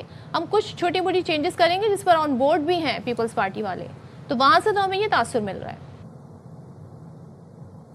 دیکھیں ظاہر سی بات ہے وہ ٹی وی پہ تو ایسی باتیں ہی کریں گے جس سے یہ تاثر دیا جائے کہ ہر چیز ان کے کنٹرول میں, مگر جہاں پہ بھی اس طرح کی کوئی بات ہو کہ جو NFC ایوارڈ ہو گیا یا ریسورس ایلوکیشن ہو گیا یا پروونشل اٹانومی ہو گئی, ان چیزوں کے اوپر تو پیپلز پارٹی بالکل بھی ڈبیٹ کرنے کے لیے یا ڈائلاگ کرنے کے لیے تیار ہی نہیں. یہ چیزیں ہیں, یہ ہماری ریڈ لائن ہے, اس کے اوپر ہم ڈسکس ہی نہیں کرنا چاہتے. باقی اگر کوئی اور چیزیں ہیں 18ویں امینڈمنٹ میں اس کے اوپر اگر وہ ڈسکس کرنا چاہتے ہیں تو بالکل, مگر اگین جس طرح جو پریزیڈنشیل پاورز کو ہم نے ٹرانسفر کیا تھا, پارلیمانی سسٹم کو مزید ہم نے مضبوط کیا تھا, ان چیزوں کے اوپر ہم بات نہیں کر سکتے. کچھ اور اس میں ایسی اگر شکیں ہوں جس پہ اگر وہ ڈسکس کرنا چاہتے ہیں تو وہ ایک الگ ٹاپک ہے, بٹ جو ہماری ریڈ لائنز ہیں اس کے اوپر ہم بالکل بات کرنے کو یا ڈسکس کرنے کو تیار ہی نہیں. کل جب بلاول صاحب تھرپارکر میں خطاب کر رہے تھے, and Tharparkar we know it has a very historical significance as well, اور اس کے بعد پھر ہم یہ بھی دیکھتے ہیں کہ وہاں پر انٹیپڈ کول ریزروز بھی ہیں, سگنیفیکنٹ اماؤنٹ میں ہے. تو وہ بھی یہ کہہ رہے تھے کہ تھرپارکر میں اتنا کول موجود ہے جتنا سعودی کے پاس آئل موجود ہے. بات یہاں پر سوال یہ پیدا ہوتا ہے کہ پھر کیوں نہیں اس کول کو ایکسپلور کیا جا رہا, کیوں نہیں وہاں پر کول مائننگ ہو رہی ہے, تھرپارکر کے عوام تک وہ ریلیف پہنچایا جا رہا. لیکن تھر میں ابھی بھی جو کام ہو رہا ہے وہ پاکستان پیپلز پارٹی اور اسپیسیفکلی شہید محترمہ بینظیر بھٹو صاحبہ کی محنتیں اور ان کی ویژن کی وجہ سے کام ہو رہا ہے, اور بہت زیادہ کام ہو رہا ہے پبلک پرائیویٹ پارٹنرشپ کے تحت. بٹ اگین وفاق کی کچھ ایسی پالیسیز ہیں جو آئی تھنک وفاق کا کوئی ترجمان آپ کو بہتر بتا سکتا ہے کہ کیوں نہیں اس کو فلی یوٹیلائز کیا جا رہا ہے. کچھ ظاہر سی بات ہے ٹیکنیکل اور آپ پوچھ لیں, آپ تو ساری اس گورنمنٹ کا حصہ ہیں, ہر طرح کا رول پلے کیا آپ لوگوں نے ان کی ہیلپ اور سپورٹ میں, حکومت کے قائم ہونے میں, تو آپ سے قریب تو کون ہوگا ان کے یہ بات پوچھ رہے ہیں. ہم تو ان سے بہت ساری چیزیں پوچھتے رہتے ہیں, جو گرین لائن پروجیکٹ تھا کراچی کا یا K4 پروجیکٹ تھا اس کے اوپر بھی پوچھتے رہتے ہیں, بٹ آگے سے کوئی ہمیں جو ہے ٹھوس جواب ملتا نہیں ہے یا کوئی سپورٹیو آنسر ملتا نہیں ہے. تو پھر ہم خود چیزیں اپنے ہاتھ میں لیتے ہیں, اور پھر گرین لائن پروجیکٹ ہو یا ٹرانسپورٹ ہو کراچی کا یا K4 پروجیکٹ ہو یا جو دیگر کراچی کے مسائل ہیں وہ پھر ہم نے اپنے ہاتھ میں لے لیے. اسی طرح تھر کے اندر ہم خود ہی محنت کر رہے ہیں, سندھ حکومت خود ہی فلی انویسٹ کر رہی ہے, اور تھر کے اندر ڈیولپمنٹ پروجیکٹس اور جو تھر کول پروجیکٹ ہے اسپیسیفکلی اس کے اندر ہم پھر اپنی investment public private partnership model کے تحت پھر کر رہے ہیں اور خود ہی اس پہ کام کر رہے ہیں. وفاق کو چاہیے کہ یہ پورے پاکستان کو فائدہ پہنچا سکتا ہے, یہ اتنا بڑا ایک کول فیلڈ ہے اور ایک واقعی میں ایک ریسورس کا ایک ذخیرہ اتنا بڑا, تو اس کو وفاق میں چاہیے کہ وفاق بھی انویسٹ کرے اور وفاق بھی انٹرسٹ لے, اور اس کے تھرو پہ پورے پاکستان کو انشاءاللہ فائدہ مل سکتا ہے. ٹھیک ہے, بہت شکریہ نادر, آپ ہمارے ساتھ موجود تھے. اور جناب یہ آپ نے گفتگو ملاحظہ کی کہ کافی زیادہ ریزرویشن پائی جاتی ہے. بلاول بھٹو صاحب جب خطاب کر کے کہہ رہے ہیں کہ سازشیں کی جا رہی ہیں اور کوشش کی جا رہی ہے جی کہ اسلام آباد سے چلایا جائے جی سندھ کو, اور ہماری جو کارکردگی اس پر تنقید ہو رہی ہے, یہ سب سازش کے تحت کیا جا رہا ہے. تو لیٹ سی کہ بلاول صاحب اس پر مزید کیا لب کشائی کرتے ہیں اور اشارہ ان کا کس کی طرف ہے. ہو سکتا ہے آنے والے دنوں میں اس پر وہ مزید بھی وضاحت دیں. موونگ فارورڈ, لاہور سے آپ کو خبر دے دیتے ہیں, اور وہ ایک بڑی دل دہلا دینے والی اور حیران کن خبر ہے. لاہور میں مردہ جانوروں کا گوشت کی دکانوں اور ہوٹلوں پر کھلانے کا انکشاف ہوا ہے, اور لوگوں کو مردہ جانوروں کا گوشت کھلایا جا رہا ہے. مردہ جانوروں سے مراد ہے یہاں پر کتے اور بلیوں کی بات بھی ہو رہی ہے, گدھوں سے بات آگے بڑھ گئی ہے. بات ہوا کچھ ایسے کہ لاہور کا ایک علاقہ ہے گرین ٹاؤن, وہاں پر شہریوں نے صرف ایک چیز نوٹس کی کہ ان کے پالتو جانور جو تھے وہ غائب ہو رہے تھے. پھر کچھ محلے داروں نے مل کے CCTV فوٹیج چیک کی تو پتہ یہ چلا کہ شاہد نامی ایک خاکروب ہے جو فجر کے ٹائم, مطلب دن کے ٹائم آتا ہے صفائی کرنے, اور وہاں پر گھر کے پالتو کتوں کو اور بلیوں کو کھانا دیتا ہے جس میں زہر ملا ہوا ہوتا ہے, اور جب وہ مر جاتے ہیں اس کے بعد پھر ان کو لا کے کاٹ کے دکانوں پر سیل کیا جاتا ہے ان کے گوشت کو. اور نہ صرف یہ پالتو جانوروں کے ساتھ کیا جا رہا ہے بلکہ جو کچرا کنڈیوں میں جانور مرے ہوئے ہوتے ہیں, جو اسٹرے ڈاگ, اسٹرے کیٹس ہوتی ہیں, ان کو زہر دے کے پہلے مارا جاتا ہے, پھر وہ زہر والا گوشت کاٹ کے پھر آگے دکانوں میں بیچا جاتا ہے. یعنی کہ یہ باقاعدہ طور پہ پورے ایک سپلائی چین ہے جو یہ کام کر رہی ہے. اب یہ دیکھنا ہوگا اس شخص انڈیویجولی کام کر رہا ہے یا اس کے ساتھ اور لوگ بھی ہیں. کہا یہ جا رہا ہے جی پولیس نے 2 ملزمان گرفتار کیے ہیں, مقدمہ درج کر لیا ہے. بات کر لیتے ہیں ہمارے نمائندے بابر سے. بابر یہ بتائیے گا کہ یہ سب سے پہلے یہ شک کیسے ہوا کہ یہ جو گوشت کھلایا جا رہا ہے یہ مردار جانوروں کا ہے اور پالتو جانوروں کا ہے؟ ظاہر سی سی ٹی وی فوٹیج اس شک کی بنیاد پر ہی دیکھی گئی ہوگی. یہ معاملہ شروع کہاں سے ہوتا ہے؟ دیکھیں یہ گرین ٹاؤن کا علاقہ ہے جہاں پر جو پالتو جانور ہے بکرے وغیرہ، کیونکہ اس میں ابھی تک یہ انکشاف نہیں یہ ہوا کہ کتے یا بلیوں کو بھی یعنی کھلایا جاتا تھا مردہ جو جانور تھے. بکروں کا انکشاف ہوا ہے کہ جو پالتو بکرے تھے بکروں پہ یہ آتش گیر جو مادہ وہ اس کے چاروں میں ڈال دیتے تھے. شاہد نامی خاک روب ہے جس کے بعد اس کی ڈیتھ ہو جاتی تھی، اور یہ جب وہ اس کو کچرے میں پھینک دیتے تھے وہاں سے اٹھا کے ایک کسائی کے پاس لے کے جاتے تھے جہاں اسے ذبح کرنے کے بعد مختلف ہوٹلوں میں اس کو تقسیم فروخت کیا جاتا تھا، اور یہی جو مردار جو ہے نا جانور کا گوشت ہے یہ کھلایا جاتا تھا. پولیس کو جو شک ہوا سی سی ٹی وی فوٹیج ہے، اس کے بعد D I operation Lahore Faisal Kamran نے ایک خصوصی ٹیم تشکیل دی جس نے شہریوں کی مدد سے ایک خاک روب شاہد کو حراست میں لیا. شاہد کو جب حراست میں لے کر اس کی تفتیش کی گئی تو اس نے انکشاف کیا کہ وہ راشد نامی ایک شخص ہے اس کے ساتھ مل کر یہ گھنونا کاروبار کرتا ہے اور کسائی کے پاس جا کر فروخت کرتا ہے، جہاں کسائی اسے ذبح کرنے کے بعد مختلف دکانوں میں جا کے مجھے ایک بات بتائے گا، یہ جو گرین ٹاؤن علاقہ ہے یہ کوئی دیہی علاقہ تو ہے نہیں، یہ ایک بڑا اربنائزڈ علاقہ ہے، ماڈرن علاقہ ہے. یہاں پر بکرے بھینسیں گائے کہاں سے آ گئے؟ دیکھیں جی یہ کوئی بالکل جو ہے نا کوئی شہر نہیں ہے، یہ یہاں پر دیہاتی علاقہ بھی ساتھ اس کے شامل ہوتا ہے، اور یہاں پر جو لوگوں نے اپنے شوق کے لیے بکرے اور جو دیگر سامان رکھا ہوتا تھا، جانور جو رکھے ہوتے تھے ان کو یہ چارہ ڈالتے تھے، چارے کے اندر جو ہے نا یہ آتش گیر مادہ ڈالتے تھے جس کے بعد اس کی ڈیتھ ہو جاتی تھی، اور یہ جب وہ مرنے کے قریب ہوتا تھا یہ تقریباً پاس جا کر سستے داموں میں مالک سے یہ خرید بھی لیتے تھے، جب مر جاتا تھا اس کو بھی لے جاتے تھے کچرے میں ڈال کر. جب راشد کو بھی گرفتار کیا گیا، راشد نے بھی انکشاف کیا کہ وہ کافی عرصے سے یہ کاروبار کر رہے ہیں. اور جو کسائی ہے کسائی اس کے خلاف بھی مقدمہ درج ہوا لیکن وہ مفرور ہے، اس کی گرفتاری کے لیے ٹیمیں تشکیل دی جا رہی ہیں، اور یہ کافی عرصے سے یہ گھنونا کاروبار کر رہے تھے جس کی بنا پر لوگ کافی پریشان تھے، ان کے پالتو جانور مر رہے تھے، اور جس کی بنا پر انہوں نے انکشاف ہوا اور اس کے بعد یہ گرفتاریاں بھی ہوئی ہیں. لیکن کس طریقے سے یہ سلسلہ جاری تھا اور یہ جاننا بھی ضروری ہے کہ یہ کیسے کیا جا رہا تھا. بہت شکریہ بابر، آپ ہمارے ساتھ اس پر بات کر رہے تھے. اس پر مزید بات کریں گے. D I G operations Lahore Faisal Kamran ہمارے ساتھ ہیں. فیصل کامران، تھوڑا سا ہمیں بتائیے گا کتنے عرصے سے یہ سلسلہ جاری تھا اور کیا اس میں صرف یہ دو ہی اشخاص ہیں جو ملوث تھے؟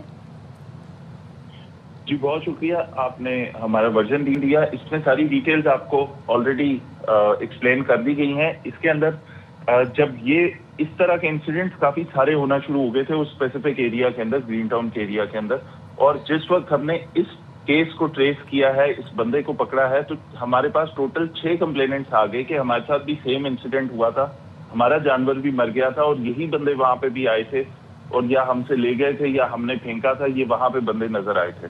تو 6 ایف آئی آرز ہو چکی ہیں. پھر ہم نے ان کا کرمنل ریکارڈ بھی چیک کیا.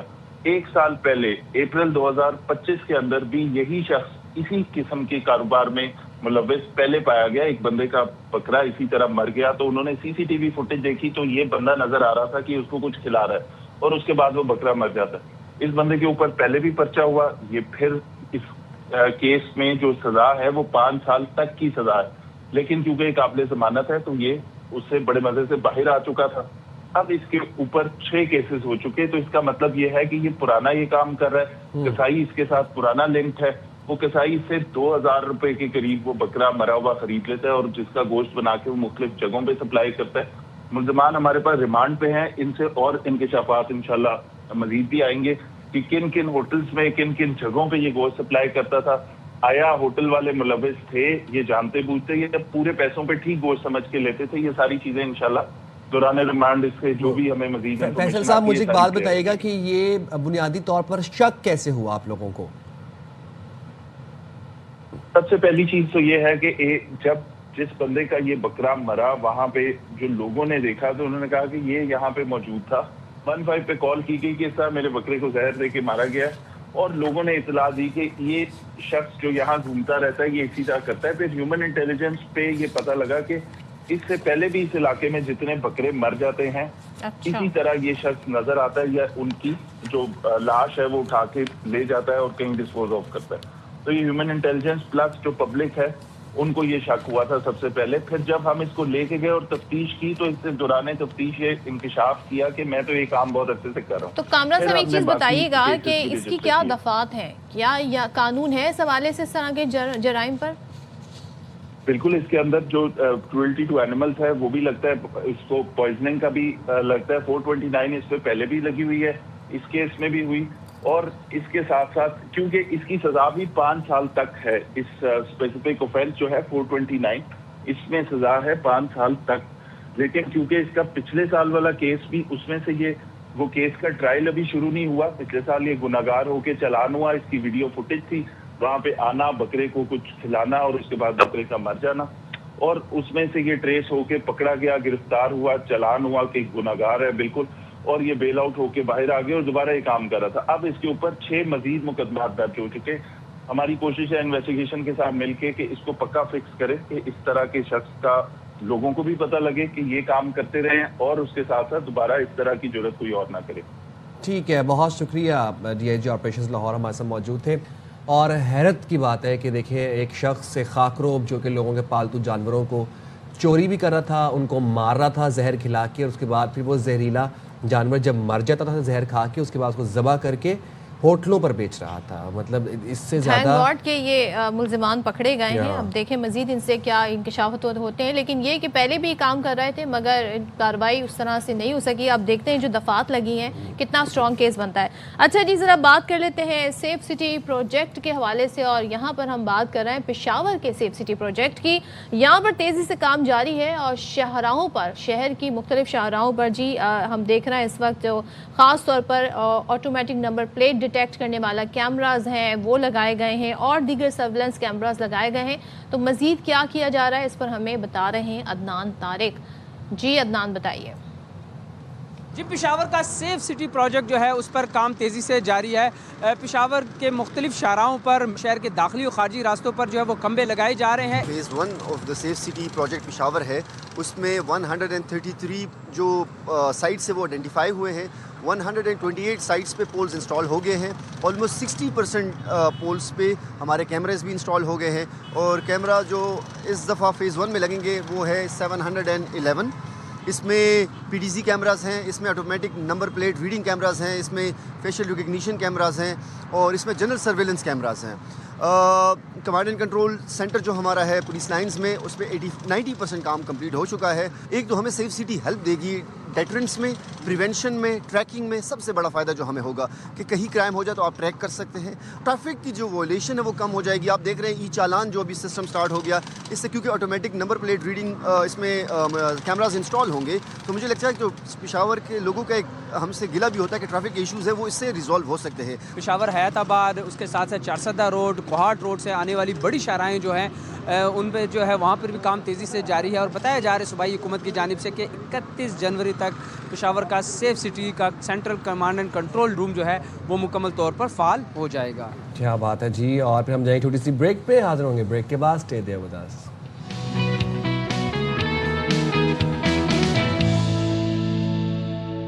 Welcome back once again. और खेलों की अगर हम बात करें तो ज़ाहिर है पाकिस्तान में बहुत सारे ऐसे खेल हैं जिस पर बात हो सकती है। यहाँ पर हम बात करने जा रहे हैं घुड़सवारी की।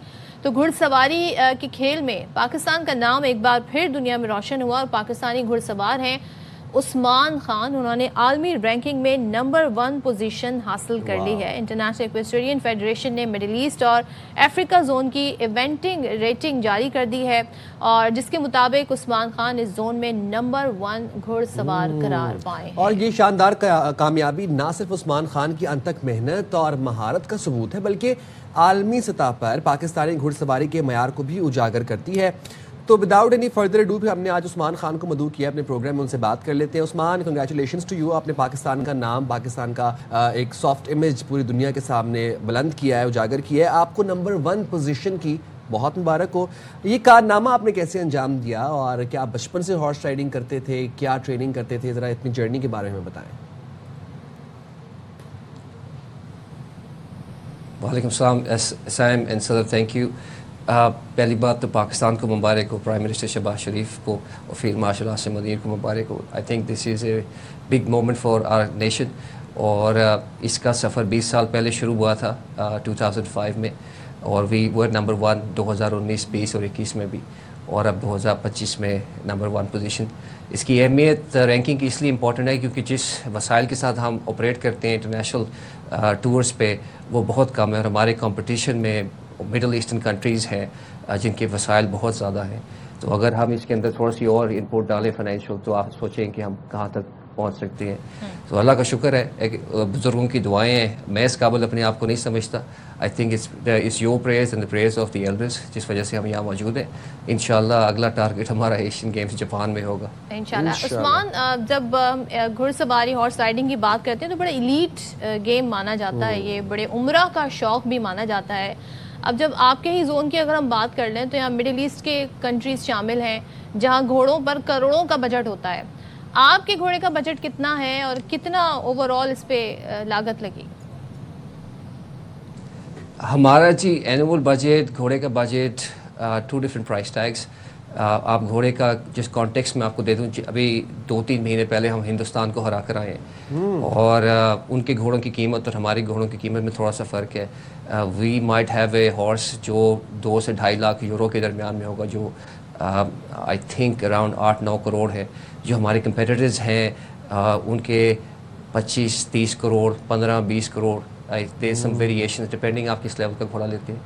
اینول بجٹ جو ہمارا ہے ٹو آپریٹ ان یورپ یا آسٹریلیا, کیونکہ میرے ٹورز یورپ میں اور آسٹریلیا میں بھی ہوتے ہیں, تو اس کا بجٹ ہمارا ہے کہتے ہیں significant but not at the price of the horse, but it's slightly better than the price of the horse. But یہ بات صحیح ہے کہ اس میں خرچہ ہے, اس میں کوئی ڈاؤٹ نہیں ہے. اور جب آپ اکراس دا ورلڈ ٹریول کرتے ہیں ان چیمپئن شپس کے لیے, ان مقابلوں کے لیے, تو آپ کا جو گھوڑا ہوتا ہے مخصوص وہ آپ کے ساتھ ٹریول کرتا ہے, اور اس گھوڑے کا انتخاب کیسے کیا جاتا ہے, اس کی نسل کیسے پہچانی جاتی ہے, ذرا وہ والا پروسیجر بھی ہمیں بتائیں.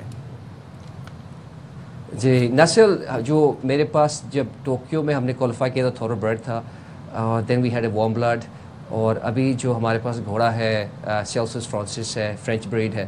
اور ٹورز میں یہ گھوڑے ہمارے ساتھ ٹریول کرتے ہیں. لاسٹ ایئر 2025 وہ پیرس اولمپکس میں جب ہم نے کوالیفائی کیا تو وی ور آل اوور یورپ, پورچوگل سے لے کے آئرلینڈ تک شپس کے اندر گھوڑا موو کیا ہمارا. ٹرک ہے, ٹریلر ہے, اس کے ساتھ ہماری موومنٹس ہوتی ہے. This is a significant cost for اس ٹریولنگ جو ہے. اب ایگزامپل میں آپ کو دیتا ہوں ایشین گیمز کی جو جاپان میں ہے, اس میں گھوڑے نے فلائی کرنا ہے برسلز اور فرینکفرٹ سے نریتا جاپان میں. That cost loan is around $60,000-70,000 euros کے مطابق, کیونکہ اس کی فلائٹ لمبی ہے اور ایک ڈفرینٹ کنٹری میں جا رہا ہے. یورپ میں جب آپ بائی روڈ ٹریول کرتے ہیں cost is slightly less but it's also significant as well. اچھا, تھوڑا سا ہمیں یہ بتائیے گا جو گھوڑے جب مقابلہ ہونا ہوتا ہے تو کس طرح ان کی تیاری کروائی جاتی ہے, اور آپ لوگ خود کس طرح ٹریننگ کرتے ہیں, کتنا ٹائم لگاتے ہیں اس میں مقابلے سے پہلے؟ It's very good question.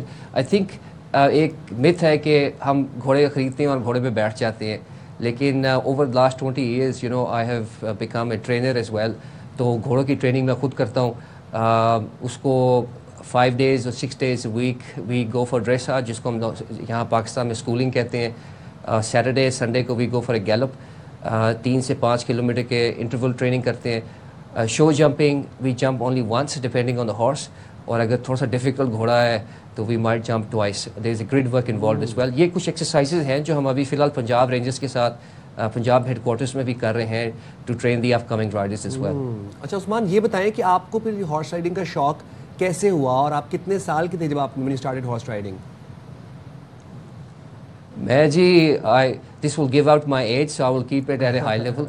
So I think it goes back in the 80s when ہم آرمی رائڈنگ اسکول سے میرا آغاز ہوا تھا, and then we moved on towards Australia, اور اس کے بعد پھر آسٹریلیا میں ہمارے ٹورز تھے اور پھر یورپ میں ہمارے ٹورز تھے. So I think I am the output of the riding schools جو آرمی نے اسٹارٹ کیے تھے. سولس کے لیے بھی ہیں وہ, اور آرمی آفیسرس کے لیے بھی ہیں. Anyone can go and enrol. Punjab Rangers کا بھی ہے, لاہور کیولری گراؤنڈ میں بھی اسکولز ہیں. So anyone can go and actually entertain اور get ready for any type of big events.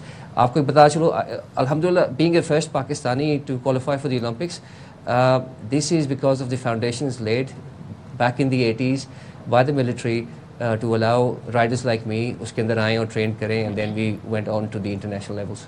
اچھا اور عثمان وہ there is a famous saying کہ it's not the gun it's the man behind the gun. تو گھوڑا تو اچھا ہونا چاہیے, اچھی بلڈ لائن ہونی چاہیے, اس کا اچھا اس کی ٹیک کیئر ہونی چاہیے. دیٹ اسائڈ جو رائڈر ہے اس کا اسکل کتنا امپورٹنٹ ہے؟ میں سمجھتا ہوں کہ اسکل از ویری امپورٹنٹ. آپ کے پاس جتنا مرضی ٹیلنٹ ہو, if you have a horse جو جمپ نہیں کر سکتا اور غلط بریڈ کا گھوڑا آپ نے لے لیا ہے, تو there is no point of having that talent, it's is useless. اسی طرح اگر آپ کے پاس گھوڑا اچھا جمپ کرتا ہو اور آپ کے پاس صلاحیت نہیں ہے, you don't know how to jump, then there is a misfit. So I think over the last 20 years آپ کا جو الائنمنٹ ہے گھوڑے کے ساتھ از ویری امپورٹنٹ. یہ ایسی اسپورٹ ہے جس میں آپ نے بھی گھوڑے کو سمجھنا ہے, گھوڑے نے بھی آپ کو سمجھنا ہے. اگر آپ سائم لیتے ہیں گھوڑا کل, اور I think it will take you 6 months if you know horse riding already. It will take you 6 months to line up with your horse. Lots of money and lots of patience. اچھا عثمان, جیسے اگر ہم public interest کی بات کریں, اگر کوئی عام شخص مڈل کلاس سے جن کا تعلق ہو, جن کی اتنی افورڈیبلٹی نہ ہو, وہ اس طرف آنا چاہیں تو کیا آپ انہیں مشورہ دیں گے؟ کیونکہ ہم اسکواش کی بات کر لیں, ہم گولف کی بات کر لیں, ہم اس کی بات کر لیں, ہارس رائڈنگ کی, تو ظاہر it requires lot of money and lots of patience. تو آپ کیا مشورہ دیں گے انہیں؟ پیشنس تو جی آپ جو کام کر رہی ہیں اس میں بھی بڑی ضرورت ہے, ہارسز میں بھی ضرورت ہے. میں 20 سال سے انتظار کر رہا ہوں اولمپکس میں جانے کے لیے, سو I have been patient enough. So انشاءاللہ Pakistan will get there eventually. میں سرٹنلی ریکمینڈ کرتا ہوں اینی ون جو بھی کسی کلاس کا بھی ہے, پیسے کم ہیں پیسے زیادہ ہیں, یہ ایک متھ ہے کہ ملینئرز کی سپورٹ ہے. اگر اتنا آسان ہوتا تو جتنے بلینئرز ہیں آج اولمپئنز بیٹھے ہوتے. تو میں نے کچھ ایسی ایگزامپلس ہیں ہمیں دیکھنے کو آتی ہیں جہاں لوگوں کے پاس اتنا پیسہ نہیں, انہوں نے گھوڑا لیا اور وہ اولمپئنز ہیں. So I think if you really want to do it, تو انشاءاللہ it is possible. جتنا بڑا امتحان اتنی زیادہ محنت اور اتنا بڑا نتیجہ. کیا بات ہے. Thank you very much Usman for taking out time for Bakhabar Savera. اور کچھ چیزیں ہوتی ہیں جن میں آپ کا پیشنس بڑا امپورٹنٹ ہوتا ہے, اور آپ کا جانور کے ساتھ جسے کہتے ہیں نا, اگر ہم ہارس رائڈنگ کی بات کریں تو آپ کی ایک کمپیٹیبلٹی بڑی میٹر کرتی ہے. تو جو موسٹ آف دا جو رائڈرز ہیں جن سے جب ہم ان سے بات کرتے ہیں, ان سے ملتے ہیں, تو ان کا اپنے گھوڑے کے ساتھ ایک بڑا اسپیشل تعلق ہوتا ہے. وہ اس کے ایکسپریشن سمجھتے ہیں, گھوڑا ان کی باتیں سمجھ رہا ہوتا ہے. تو یس, گھوڑا جو ہے جی اس کی خاص اسپیشلٹیز بھی ہوتی ہیں. اس کا جو ایک انٹرنل جو جی پی ایس سسٹم ہے بڑا اسٹرانگ ہوتا ہے. تو یہی بات ہے کہ پرانے وقتوں میں جی جنگوں میں گھوڑے بڑے استعمال ہوا کرتے تھے. ایوری تھنگ وفادار بھی بہت ہوتا ہے گھوڑا.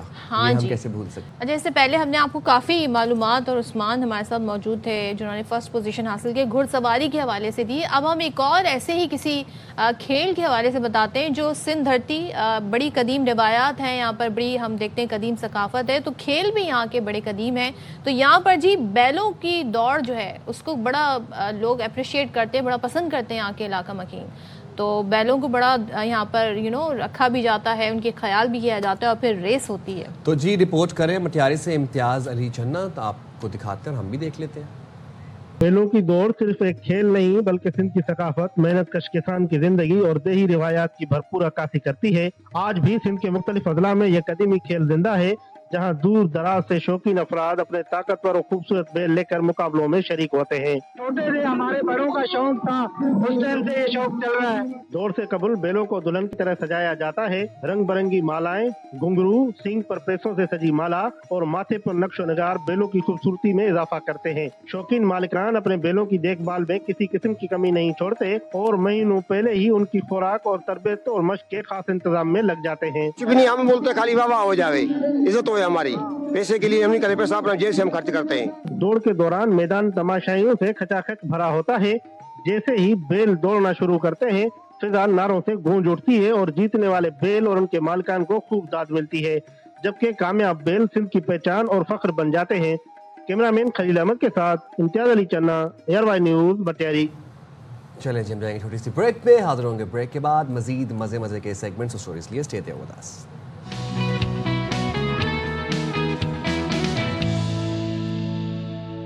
Welcome back once again. अच्छा जी, बिग बैश का आजकल बड़ा जिक्र हो रहा है, तो आपको याद होगा रिजवान के साथ क्या हुआ। रिजवान को रिटायर्ड आउट करवा दिया था और उनको बुला लिया था जी अपनी इनिंग के दौरान ही।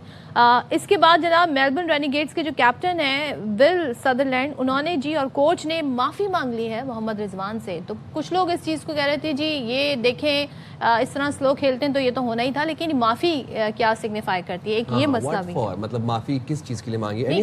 मतलब ज़ाहिर है माफ़ी मांगी है तो ज़ाहिर है कुछ इसके पीछे रीज़न होगी, जो भी रीज़न होगी आप तक बताएंगे ज़रूर। अच्छा जी, बिग बैश लीग में ज़मान खान की अगर हम बात करें तो वो तो जनाब बन गए हैं हीरो। फास्ट बॉलर ने आखिरी ओवर में शानदार बॉलिंग से ब्रिस्बेन हीट को यकीनी शिकस्त से बचाकर फातेह बना दिया और ज़मान ने होबार्ट के खिलाफ आखिरी ओवर में 6 रन्स का दिफा किया और 1 विकेट भी हासिल की। तो ज़मान हमारे हीरो बन गए हैं बिग बैश के अंदर। साथ ही साथ आपको ये भी बताएं कि ब्रिस्बेन को 3 रन से फतह भी दिलवाई। तो बड़ी शानदार वैसे इन्होंने आखिरी ओवर खेला। चलें जी, लेकिन ये तो है बिग बैश से खबरें भी आ रही हैं। अब हम ज़रा T20 की बात कर लेते हैं। अगले महीने से शुरू होने वाला वर्ल्ड कप T20। अच्छा जी, पाकिस्तान अपने मैचेस श्रीलंका में खेलेगा, ये तो पहले से हमें पता है। और पाक भारत अगर टाकरा होता है तो फिर ज़ाहिर है पूरी दुनिया इसका बड़ी बेचैनी से इंतज़ार करती है। अब इसका अंदाज़ा आप इससे लगा लें कि पाक भारत मैच के जो टिकट्स हैं वो उनकी फ़रोख्त शुरू होते ही एक बबाल मच गया और इस कदर रश लगा कि वेबसाइट ही क्रैश कर गई है। यानी कि अभी हमने स्क्वाड का ऐलान नहीं किया है, लेकिन आप ये देखें कि यहाँ पर टिकट के क्या हाल है। वर्ल्ड कप में पाक भारत टाकरा होना है 15 फ़रवरी को, कोलंबो में शेड्यूल है, तो उससे पहले ही आप देखें और कितना इंटरेस्ट है। उसके बावजूद भी बायलैटरल सीरीज तो बहुत ही दूर की बात है। इस मैच में देखेंगे क्या आमना सामना होगा। अगर भारत तमीज़ से और इखलाकियात का मुजाहरा करते हुए हमारे साथ ये T20 वर्ल्ड कप खेल ले तो आप देखें कि शायकीन कितना इंटरेस्टेड है पाकिस्तान और इंडिया को ग्राउंड में देखने के लिए कि आपकी जो वेबसाइट है वो ही क्रैश कर गई है, टिकट्स इतनी तेज़ी से लोग बाय कर रहे हैं। लेकिन बात फिर वही है कि भारत को तमीज़ का मुजाहरा करना पड़ेगा, कोई जारियत बर्दाश्त नहीं होगी। अब वर्ल्ड कप से पहले भी आपको ये बता दें कि ऑस्ट्रेलिया की टीम पाकिस्तान का दौरा करेगी और पीसीबी ने 3 T20 मैचेस की सीरीज़ का शेड्यूल भी जारी कर दिया है। मेहमान टीम ऑस्ट्रेलिया जो है वो 28 जनवरी को लाहौर पहुँचेगी। ओवरसीज़ का जो आगाज़ है वो 29 जनवरी से होगा और दूसरा T20 31 जनवरी और आखिरी मैच 1 फरवरी को खेला जाएगा। तो ये एक और ज़रा हमारे पास एक इवेंट आ गया है वैसे। चलें तो इसी पर बात कर लेते हैं कि ये बड़ी किट हैपनिंग्स होने जा रही हैं और बिग बैश से जो खबरें आ रही हैं उस पर भी बात कर लेते हैं। हमारे साथ मौजूद हैं पाकिस्तान के मायना साबिक खिलाड़ी तौसीफ अहमद साहब। Thank you so much Tausif साहब हमें ज्वाइन करने के लिए। सबसे पहले तो ज़रा जिक्र कर लेते हैं ज़मान का, बड़े हीरो बनकर सामने और ज़ाहिर है हमने देखा किस तरीके से उन्होंने शानदार बॉलिंग की। आखिरी ओवर में 6 रन्स का कामयाबी से दिफा करके मैच जितवा भी दिया, 3 विकेटें भी उन्होंने हासिल कर ली। तो ओवरऑल उनकी परफॉर्मेंस को क्या कहेंगे? जब लीग से ऐसी परफॉर्मेंस आती है एक खिलाड़ी का अपना इमेज भी बड़ा ज़बरदस्त बनता है, बड़ा ज़बरदस्त प्रोफाइल बनता है उनका। जी हाँ, बिल्कुल बनता है। और दूसरी कंट्री में जाके खेलना और इस तरह इतनी मुश्किल कंडीशन में, खैर बैटिंग के लिए तो काफ़ी मुश्किलात होती हैं ऑस्ट्रेलिया में, मगर फास्ट बॉलर, लेकिन ये तो हमारे 30 पता नहीं 25-30 में है ही नहीं, कहीं नज़र ही नहीं आ रहा है। तो हम क्यों ऐसा करते हैं, हमें समझ नहीं आ रहा है। ये खुशाइन बात है कि पाकिस्तानी बहुत जगहों पे खेल रहे हैं, बट ज़मान खान या और कोई 2-1 और होंगे तो वो नज़र क्यों नहीं आते हमारे 15-20 लोगों में, जिसमें जो है वो यहाँ जाके अगर कोई चेंजेस करनी हो, जैसे कि शाहीन अनफिट हो गए तो ज़रूरी थोड़ी है कि अगर अनफिट आदमी को या किसी ऐसे उसको ले जाएं आप। बहरहाल वो तो फिट हो गए होंगे। तो ज़बरदस्त परफॉर्मेंस है और आई थिंक इसको इंक्लूड करना चाहिए चीज़ों में, और जो कि अभी अनाउंस नहीं किया है और कुछ भी हो सकता है। अच्छा तो एक चीज़ और बताइएगा, इससे पहले भी बिग बैश से जो खबर आई वो रिजवान के हवाले से थी। रिजवान को रिटायर्ड आउट किया, उसके बाद अब ये है कि जी माफ़ी अपोलोजाइज़ भी कोच ने कर लिया है, कैप्टन ने भी। ये रवैया ठीक है या आप समझते हैं कि ये वाक़तन ऐसा नहीं करना चाहिए था? लेकिन ये तो हम जानते हैं कि रिजवान का स्ट्राइक रेट क्या है, कितना स्लो खेलते हैं, और जब इस तरह की लीग्स होती हैं वो एक्सपेक्ट करती हैं आपसे कि आप मॉडर्न क्रिकेट खेलें, और T20 में इस वक्त बड़ी इंपॉर्टेंस है मॉडर्न क्रिकेट की। अब सारी बातें आपने कर दी और माशाल्लाह आप दोनों ऐसी बात करते हैं जो साथ आपका कोई एनालिस्ट बैठा हो साथ, मतलब बात करने वाला, वो कुछ बोल ही ना सके। तो आप काहे का वावेला मचा दिया, मुझे तो समझ नहीं आ रहा। और सॉरी करने का मकसद तो मुझे यही है कि वहाँ कोई बदमज़गी ना हो, और जैसा कि हो रहा था कि वापस आ जाएं और ये है, और भाई ये क्रिकेट में होता है, कई बार इस तरह की चीज़ें होती हैं। आप अपना जिस पे फोकस है, बाबर या रिजवान, आप उसको ठीक करें ना। आपको ले तो जाते हैं लोग बड़ा हीरो बना के वहाँ पे, मगर आप इस तरह की जब परफॉर्मेंस आप देंगे, मुझे हैरत है यहाँ मीडिया क्यों इतना वो करता है क्रिकेट की। उसको तो समझे आप कि क्या है, आप नहीं बना पा रहे हो, चेंज कर लें। ऐसा ये पहली दफा थोड़ी हुआ है, कई लीग में ऐसा हुआ है कि वापस बुला लिया गया। तो आपका स्ट्राइक, वो पैसे दे रहे हैं आपको, तो आपसे वही कुछ चाहते हैं जो उनको चाहिए। तो जब आप नहीं करेंगे तो जाहिर है आपको क्या ये रीत क्रिकेट में आ जानी चाहिए, क्योंकि बॉलर्स के साथ तो ये होता है जी, आखिरी ओवर्स अगर वो नहीं अच्छा परफॉर्म कर रहा हो तो उसे नहीं कराए जाते। ये बैटर के साथ होना चाहिए, शुड बिकम अ नॉर्म है। ये ऐसा है, क्यों नहीं होना चाहिए? होना चाहिए। जब आप टीम के लिए पड़ी हुई है मुसीबत वहां पर, तो ठीक है, आप ठीक है, वो दूसरा जो उनका कप्तान था या जो वापस आया उससे नहीं हुआ, लेकिन आपका स्ट्राइक रेट तो बहुत नीचे है ना, उनको नीड कुछ और है, तो वो तो किसी के साथ भी हो सकता है। आप ये ना करें पाकिस्तान में हम लोग के साथ बर्दाश्त कर लेते हैं, चला लेते हैं कप्तान, वो लो स्ट्राइक रेट भी चला लेते हैं, टुक टुक भी चला लेते हैं। अब वो रेनिगेट्स ने नहीं बर्दाश्त किया, इट वाज जस्टिफाइड वैसे आई बिलीव। अब तौसीफ भाई, वर्ल्ड कप से पहले ऑस्ट्रेलिया की टीम आ रही है पाकिस्तान, और एक बड़ा मजे का इवेंट, 3 दिन हमें 3 मैचेस देखने को मिलेंगे T20 के। कितनी ये चीज़ एक पाकिस्तान को वार्म अप करने के लिए आपको लगता है कि एक मौका मिल जाएगा बिफोर वर्ल्ड कप, और जरा अपनी स्ट्रेटजी और अपनी प्लानिंग जो है वो एक दफा सही समत में अपने आप को साइकोलॉजिकली इसमें क्या असर पड़ेगा हम पे इसका? देखिए, एक तो बड़ी खुशाइन बात है, थोड़े से अरसे में पीसीबी ने इवेंट मुख्तलिफ जगहों पे और भी कई इवेंट का वो किया, और उसके बाद खेले हम, और जाहिर है एक अब एक तगड़ी टीम आपके पास आ रही है। आई डोंट नो, मुझे नहीं पता कि वहाँ मौसम का क्या हाल है, फॉग की कंडीशन क्या होगी, सारा कुछ जो है वो देखना पड़ेगा कि पूरा मैच होता है या क्या हो जाएगा, आई थिंक। लेकिन टाइमिंग का भी नहीं पता कि कौन से टाइमिंग में होंगे, जाहिर है शाम के टाइम में होंगे पब्लिक आने की वजह से। तो ये एक तगड़ी टीम पाकिस्तान के लिए आई है, जो हम पीछे खेले हैं। जो सच बात है, जीत अपनी जगह है, लेकिन वो ऐसी टीमें नहीं थी जिससे आप करें, लेकिन बहरहाल जीते हैं आप, अच्छी परफॉर्मेंस आपने दी है। ऑस्ट्रेलिया जो टीम ला रही है, डेफिनेटली उसमें तकरीबन वही प्लेयर होने चाहिए जो उनकी जो है वर्ल्ड कप में खेलने जा रहे हैं। तो आई होप कि एक अच्छी सीरीज होनी चाहिए पाकिस्तानियों को, अच्छा, और पाकिस्तान का टेस्ट भी है। अब सच्ची बात तो यह है कि अब उनका टेस्ट है, अब वो किस तरह ऑस्ट्रेलियन अपनी कैसे टीम खिलाते हैं। आई थिंक वो अपने कुछ बैट्समैनों को तो डेफिनेटली, क्योंकि श्रीलंका और पाकिस्तान सिमिलर हैं, आप पिचेस के हिसाब से देख लें, और तो आई थिंक मेरा ख्याल है कि वो उनको भी एक अच्छी प्रैक्टिस मिलेगी, हमारे लिए तो है ही अच्छा। ठीक है, बहुत शुक्रिया तौसीफ भाई। होपफुली हमारे लिए प्रैक्टिस अच्छी साबित हो और अच्छा ही मुकाबला हो, वरना तो जाहिर है T20 से पहले जी ऑस्ट्रेलिया से मुकाबला थोड़े से कहते हैं ना। फिर हमें दीजिए इजाजत, अपना ख्याल रखिएगा, अल्लाह हाफिज़। पाकिस्तान जिंदाबाद।